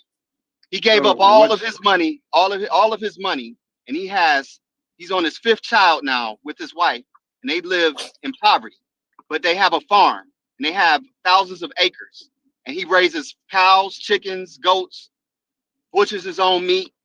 So he has very modest, resources. However, he's doing it though. He's got a wood stove. He's taking, he has unequivocally made a point to sacrifice the comforts that we've enjoyed here in this country, again, for the greater good. So I'm not saying that it'll be easy. I understand where you're coming from, Judge. It's not. My wife has sacrificed. Let me just ask you a question. Yeah. Why is he trying to go back 200 years instead of moving forward into the 21st century? Gotcha. I don't get it. I know. Because he's a man that worked in Hollywood like myself, saw the devil up close and personal, and it affected him to a point where he found God again. And for him and his salvation, he felt that he had to let all of that stuff go. He donated all his millions of dollars to the church and took a vow of poverty. And he's doing it though. But me and my family, we go to his farm all the time. His kids are well taken care of. He has a 4-year-old daughter that knows how to navigate her way through the forest by herself. His kids are smart as hell. They eat every day. They got a roof over their head. They don't have to worry about anything. They just don't drive a fancy car. They just don't live in a big house. They just don't have, Jordans and all of that type of stuff. But they have love. They have God. They got each other. And they got good friends and a good community around them that support each other off the barter system. And I think that's something that, at least, even if we don't go all the way back to that, that's something that we can learn how to do for ourselves, which another thing that I advocate is that we need to form smaller communities, get a bank account together and start putting money in that account, and we can help each other. So we don't have to go to a payday loan place and borrow money at high interest rates because we had something that we had to fix on our car. We can go to our neighbor and get that money. And see, we can start supporting each other because we all we got. We can't put our hopes in politicians no more. We got to put our hope in God and each other. And if we're not willing to do that, then we already lost. Well, I can't think of 10 people I trust far enough to depend on for money like that. Sorry, I don't know 10 people in the world I'd put in that group. Well, maybe I might, but they aren't in any close proximity. So please turn me on to these folks that are so trustworthy. Oh, yeah, I got a network of them. I got good friends. You know, it hasn't been easy to find them, but with a lot of prayer and a lot of discernment, God has put quite a few people in my life that are really about that life. And it's not easy. I'm not saying we can do it overnight, but it's just small little baby steps, you know. But the best Well, thing that I think people can do now is take their kids out of these indoctrination camps and start homeschooling like yesterday. That's the first step. why don't you set up some positive indoctrination camps instead of putting up with the negative ones? Yeah, That's how we it can do all that too. started. The community set up their little red schoolhouse, and they didn't have somebody trying to talk them into being selfish, entitled little softies who were scared of adversity, afraid to fight, wanting somebody big brother morphed into big sister because the government's gone tranny. And yeah, well, okay, but it works itself out. Either it works or it fails, and somebody replaces you if it fails. Yes, It'll work itself out. and just real quick on my last point, I'm saying that because the work that I do, I travel all across this country. I'm in the most affluent areas, and I'm in the most poorest areas. I'm in the ruralest areas, and I'm in the 15-minute city areas. And I talk with people of all walks of life. I seen a couple yesterday living out the back of a U-Haul. Okay, I seen two families yesterday in Sacramento camped outside of McDonald's with no place to go with a newborn baby. Okay, they out on the street. We are in a dire situation because people are just being swamped in this so-called American dream where you have to take out a ridiculous amount of money to get a home, a ridiculous amount of money to get a car. And then you're not even talking about the insurance. I just did an audit yesterday with a high luxurious car company. People are returning these cars like left and right because they can't afford them no more. Americans are using credit cards to the max. We almost Well, $1.5 trillion worth of credit card debt. That's how people are keeping it afloat. It's a lot of people that's faking out here. They don't have it like that. Robbie, Even the can I rich people input? don't have it like that. So I'll land right there. All right. I Can I want to go input? to Shah, and then Shah is going to be the last speaker. I might just do is 1 to 3 people or 2 people requesting, and I might just let everyone do a 30-second. But yeah, but go ahead, Shah. Thank you for giving me a chance to speak. Greetings to the co-host and host, Big Brother Elder Joe Brown. Thank you, Dana. I've learned a lot You're on this. welcome, sir. Okay. Um, I've been learning a lot on this app in the last 2.5, 3 years. Just a little side note: Alfalfa and the Little Rascals. Isn't he close to 100? And he got a 4-year-old kid. Wow, that's pretty amazing. Anyway, I grew up on the Little Rascals and Monsters, all that, and they were old reruns then. So, but for me, I'm listening to my people. See, for me, there's no left, no center or right. There is just black folks in the United States trying to survive, trying to thrive. And over the years of recent years, I guess, of us being here, starting in the 20s, whatever, seeing the thriving that we were doing and the terrorism that came upon us, and then all of the other things that have happened, I've been able to, as a young person, see local government and how, that could help, how we could, do some things from a local government level. We're talking about enemies, right? So I actually saw the enemies with us, being an unincorporated area, incorporating and becoming a little city of 28,000 people, and how we were under attack then. Under attack before we became a city, and under attack to not even be a city. And then after we became a city, we were under attack. And this has nothing to do with immigrants or immigration, although that played a factor later down the line. But I really do have serious concerns about our people being here in the system in which a few owns the means of production and land and labor. They own that, control that, and we don't. And because of that, we're behind the gun or under the gun. Um, and then I think we see ourselves. The answer to our problem is to be in the position of owning the means of production, land and labor. I guess to be in that 1% of the world. We aspire to be in that position. So for me, it's kind of I won't say futile because I did spend time doing those things. We're going to always be at war, and who are the they? As more vote for more blacks, or with more blacks for Trump or whatever. Any people that say they and them, well, I'm clear about the they and the them, because when I saw those cold storages during COVID in New York, I'm living in New York now. I'm from California. I'm living in New York, and I saw all of those cold storages full of dead bodies, and most of those dead bodies were black people from wherever, melanated people, black people, right? That was a wake up call for me. Like, how is it that we were the ones dying mostly? That was a real wake up call. I realized, all of these things that are against us. We're talking about the health disparities that we have as a people. Not one time did I hear them saying once, don't drink dairy, don't eat flour. Never once did they talk about diet with trying to be able to be stronger to fight off COVID. Because if you're eating cheese, milk, and cream, it's going to produce more mucus, and if you do get COVID, you're just fucked up. I'm sorry, excuse my language. Anyway, I'll land with this: is that yeah, we're in a situation. An enemy is we need to be clear about who the enemy is, and I gave my indicators of who the enemy is, and I'll land my point.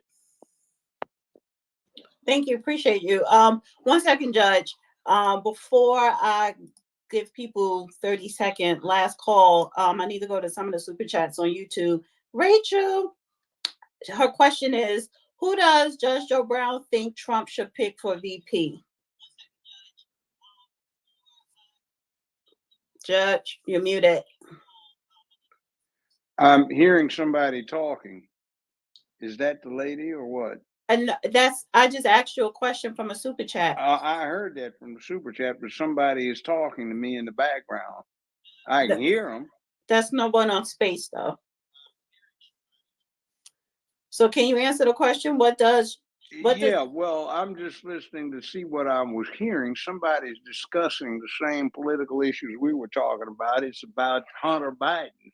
I can hear that. But anyway. Do you have another space opened on your phone? No, I don't. But somebody's talking about Hunter Biden. There are two people, two women. But anyway, I don't have a particular pick. I like DeSantis for what he's doing. He acts like he can run something, and he's not afraid to go against the rainbow cult. I like that. Okay. All right. Swami, but then again, I think he's a little Just bit pick out of one. touch.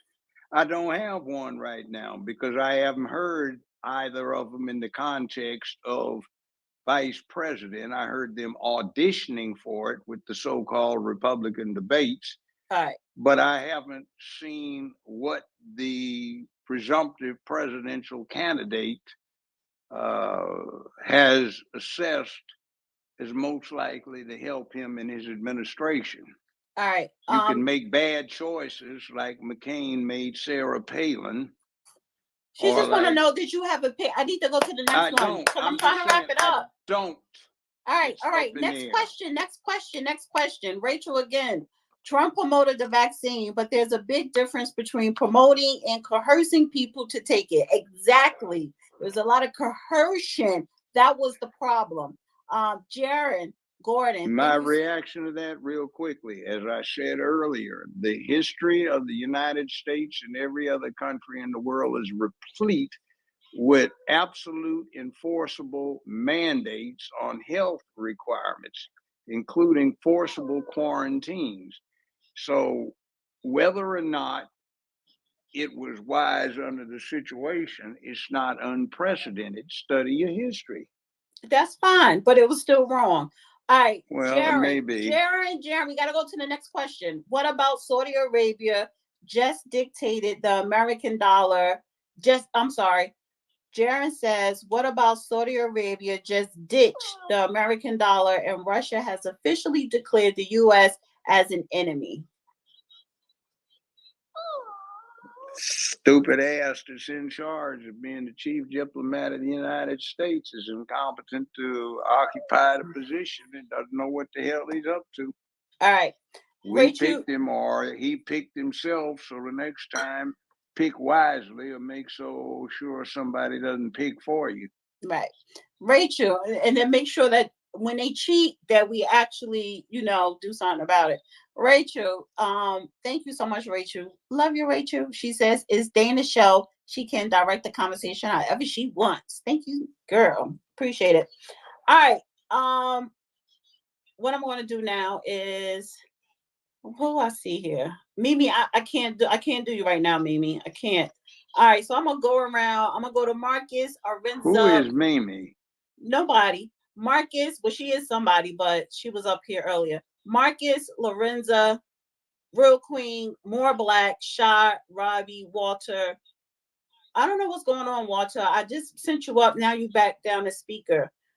All right, so go ahead, Marcus. 30-second roundup. Hi, April. I saw One Love earlier. Hi, Taxation. Hi, Trina. All right, go ahead. All right. Mark. So here's what we've got to do. As we approach this deadline, we got like 142 days left till the election or whatever. We have to do our best to not only encourage each other to get active this year, we actually have to get active ourselves. So whether that means helping out with a local candidate, helping out with a national candidate, or just starting to engage with your local committee to get people involved with the candidates that are running. We must take action. It's up to us if we're going to see a difference in these elections this year. We must go out and we must sign up to be the people that work the elections at the polls. So go to your local board of elections and sign up to help out and pitch in. They do pay you. We've got to get out and we've got to make the difference by helping the local candidates. Helping the local candidates will bring more people to also vote for the presidential candidates. But the local candidates are the ones that do the laws and the budget. And that's how we make the difference. And that's how we get the change that we so desperately seek, not trying to separate from our country or live in the middle of the desert. That's not going to help and that's not going to work. So I'll catch you guys later. You all be blessed, be well. Remember, stand up, speak up, and don't shut up. Take action. Appreciate it, Marcus. Arinza. I agree with what Marcus said. A lot of times people are registered to vote, but in different places. So we have to clean up the voter registration scenario. A lot of people out there are registered to vote, say at 123 Main Street, but they live at 456 Main Street. They won't count come election. So we have to make sure that people are registered to vote where they live. And even if we have bad choices in terms of the higher forms of government, we still have the local and state government to deal with. So voting is very important. It's what separates the United States from the rest of the world. So I concur with what Marcus says, and that's what I'm saying too. Thank you. Real Queen, 30 seconds. Okay, Rudy, and first question. What YouTube channel are you streaming to right now? I can't find it. Which one is this? Judge Joe Brown. It should be at The Real Judge Joe Brown. Okay. All right. Last observation is the Democrats don't give a damn about Black Americans. Just look at Biden's Juneteenth festival. Okay, the lights were on. No one was home. The Democrats believe, guys, they don't have to work for our vote. Just show up to some jacklet preacher event and get our vote. They had a black man standing there in a damn dress and heels. Totally disrespectful to the black family, the black woman, and the black man. It's got to stop, people. Vote Trump in 2024. I'll land my plane right there. Thank y'all. Good night. Thank you. More black, 30 seconds. Yeah, once again, thank you so much, you guys. You are a powerhouse in the media. I appreciate you all, Dana and Judge Joe Brown. It's no better combo. Yeah, so everything everyone said, Marcus, I did put some resources that I do have on my page. If you guys can just help each other out, spread the word, and learn how to stomach words, learn how to stomach discourse.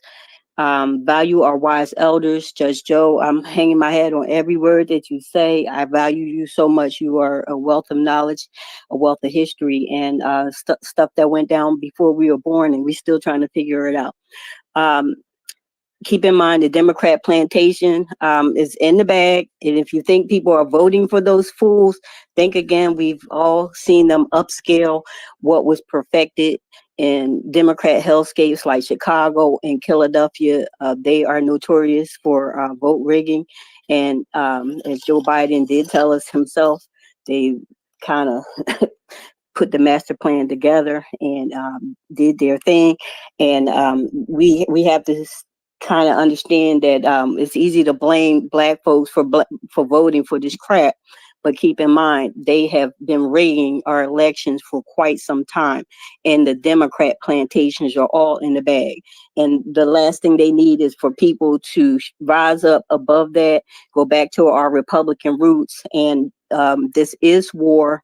5G war includes psyops. So the gentleman that's trying to demoralize us and steer us to 3 candidates of one homogeneous group, including Bernie and that cray lady, Stein.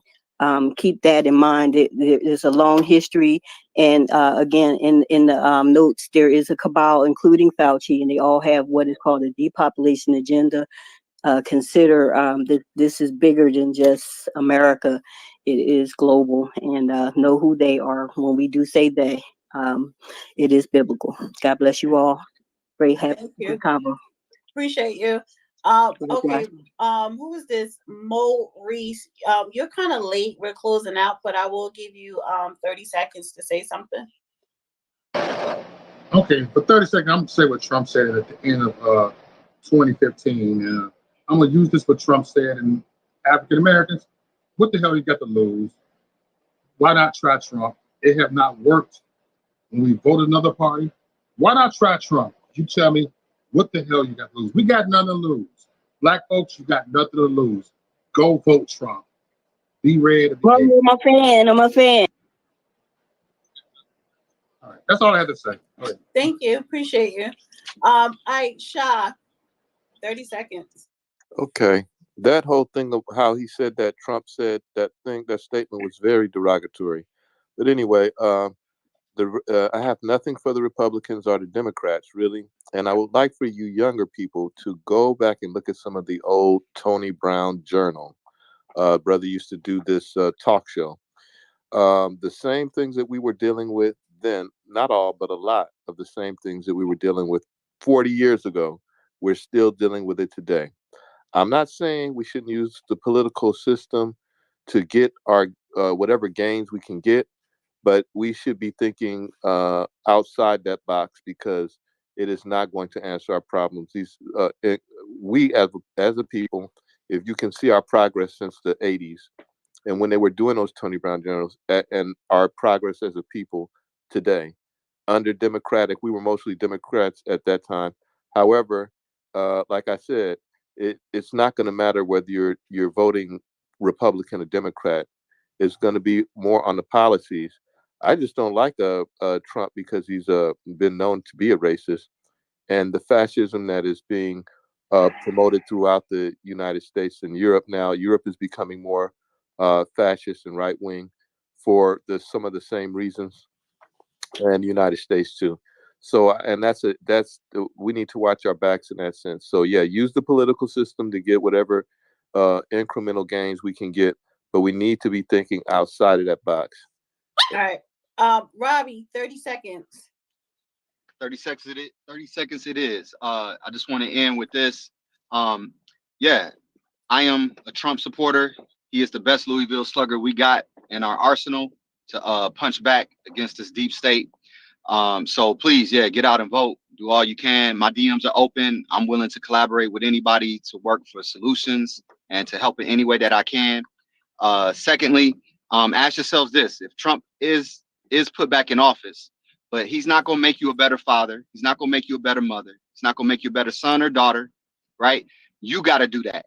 You got to put the work into your marriage and make sure it survives. You got to put the work in into yourself and make sure that you're better. So we got to do the work on ourselves. The people we look at in the mirror every morning, that's what we got to take care of. Okay. No politician can do that for us. So heal your marriages, heal your families, work on those generational curses, break that stuff. Me and my wife, 15 years married, broke a generational curse. We had our children after we were married. We came from brokenness and we have put our family on a different trajectory right now. Thanks be to God. So let's do that work too.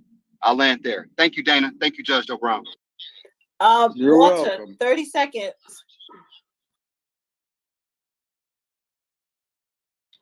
Walter, unmute. Come on, Walter. What's going on? It took you a minute to come up. You probably have a connection problems. So Real Dana just sent you a super chat on the channel. Yeah, that's what I was wondering. That's you. Thank you so much. That's lovely. Thank you. I really appreciate You're welcome. you, Queen Ma. Queen Ma, girl Okay, TV. 30 I was seconds, about to Dana. acknowledge Thank that. you so much, Judge Joe Brown. I don't know why. Can you hear me? Yes, hear you. We hear you. Can you hear me? Can you hear me? Yeah. Can you hear me? Heard. Can you hear me? He can't hear Judge Joe Brown. Can you hear me? All right. Can you hear me? Walter. We hear you. Walter, can you hear the? No, Walter. Drop down, Walter. Okay, I just want to say. I can't do it. The signal was off, Walter. Sorry. I hear you. I can hear you. Sorry about that. Can you guys hear me? Yeah, I hear you, Dana. You. I don't think he could hear you, Judge Joe Brown. So, all right, that was Walter too. That was thank you, Queen Ma Hot Girl TV. 1 second. I want to acknowledge Roddick. He said, Dana, the judge isn't tripping. I hear it too. And there was a couple people in the chat that said that they can hear the voices on your phone, Judge. I don't know what the hell is going on. I think it's you being played back, Dana. I really do. It's like an echo chamber. I hear it right now. You hear? What do you hear? Yeah, I do too. What voices do you hear?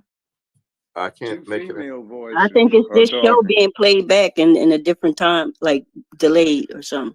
I don't hear it. Hear it where? We do. Where you hear it at?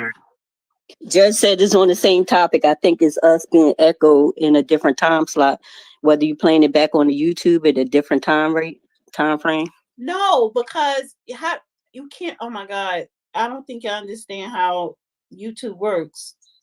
Well, I don't know how it works. It's just wait a minute. Let me do something real quick. Going on. Topic. I think it's us being echoed. You didn't hold today. There's no echo on YouTube. I hear what fucking voices do y'all hear? That was me. That was me. What I said 5 seconds ago. No, I just pulled it up on my phone, but your voice, Dana. What? Okay, I'm confused now. I'm confused. Well, the other thing is that Judge is hearing two women, but the guys have been speaking, so it can't be an echo of this room because it's exactly. Yeah. Okay. I don't know, but anyway, all right. I just want the judge to close out. This is getting a little spooky. Go ahead, Judge. Please close out. Okay. All right. This is a free, well, it's not free right now. It's a republic. we do have free speech.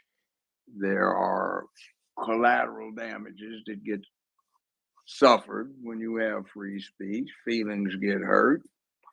But the way to deal with it is marshal your logic, be rational, be informed, be on point, and it helps every now and then to listen to each other.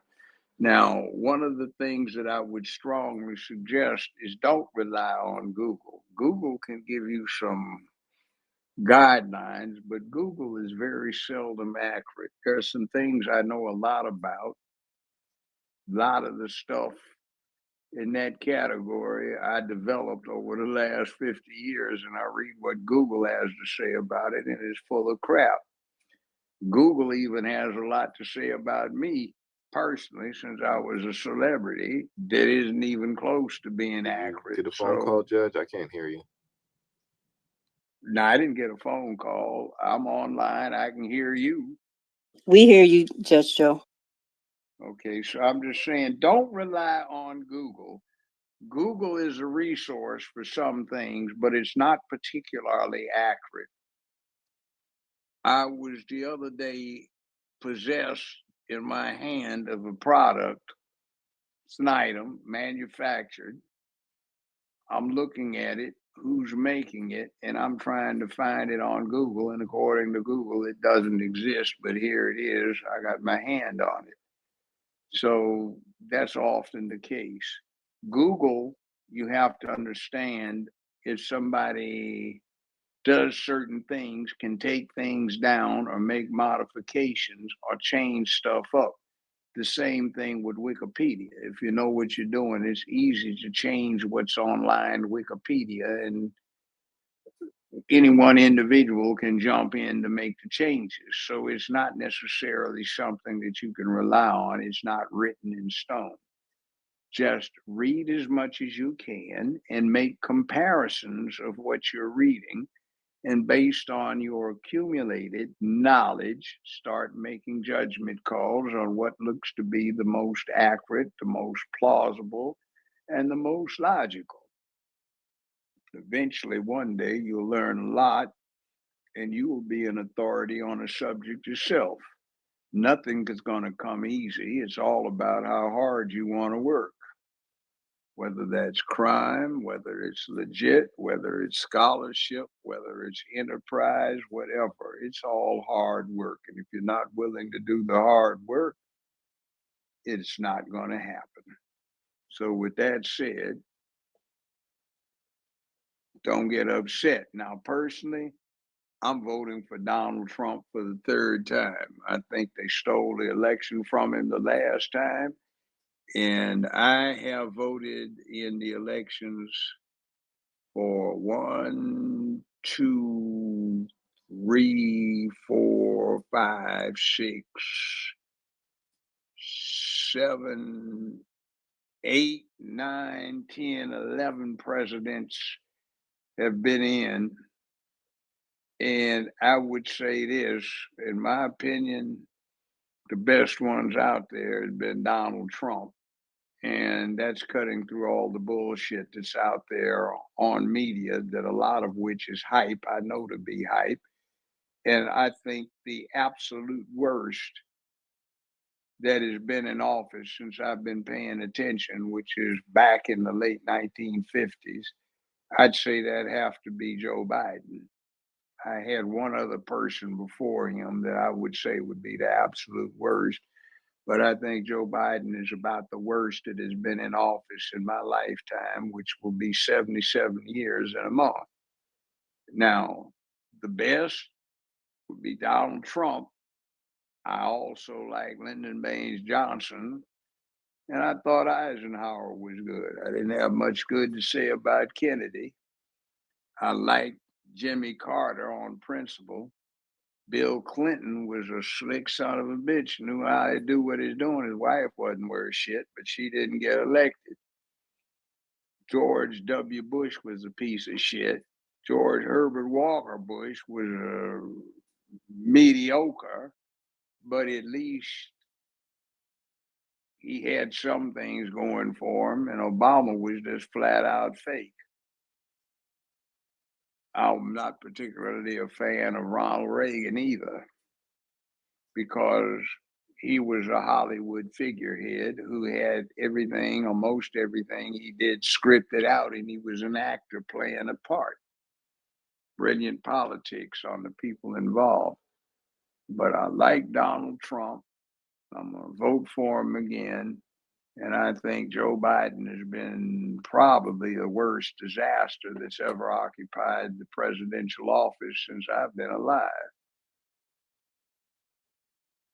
And I say that with great bias and relish. He's a poor piece of urban trailer park trash who's gotten rich off of the public.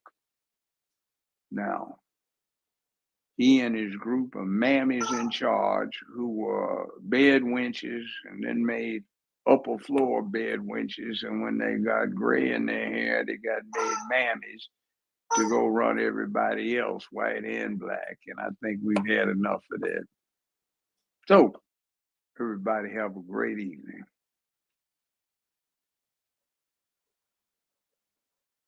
You're done? I'm done. Okay. Listen. Thank you. Have a great week, everybody. Great space. And we'll be back next week, Tuesday, 9 to 12 a.m. Eastern Standard Time. And shout out to everybody on YouTube. Love you guys and my moderators and everybody that donated. Love you most of all. Everybody have a good night. Bye. And hey, cuz.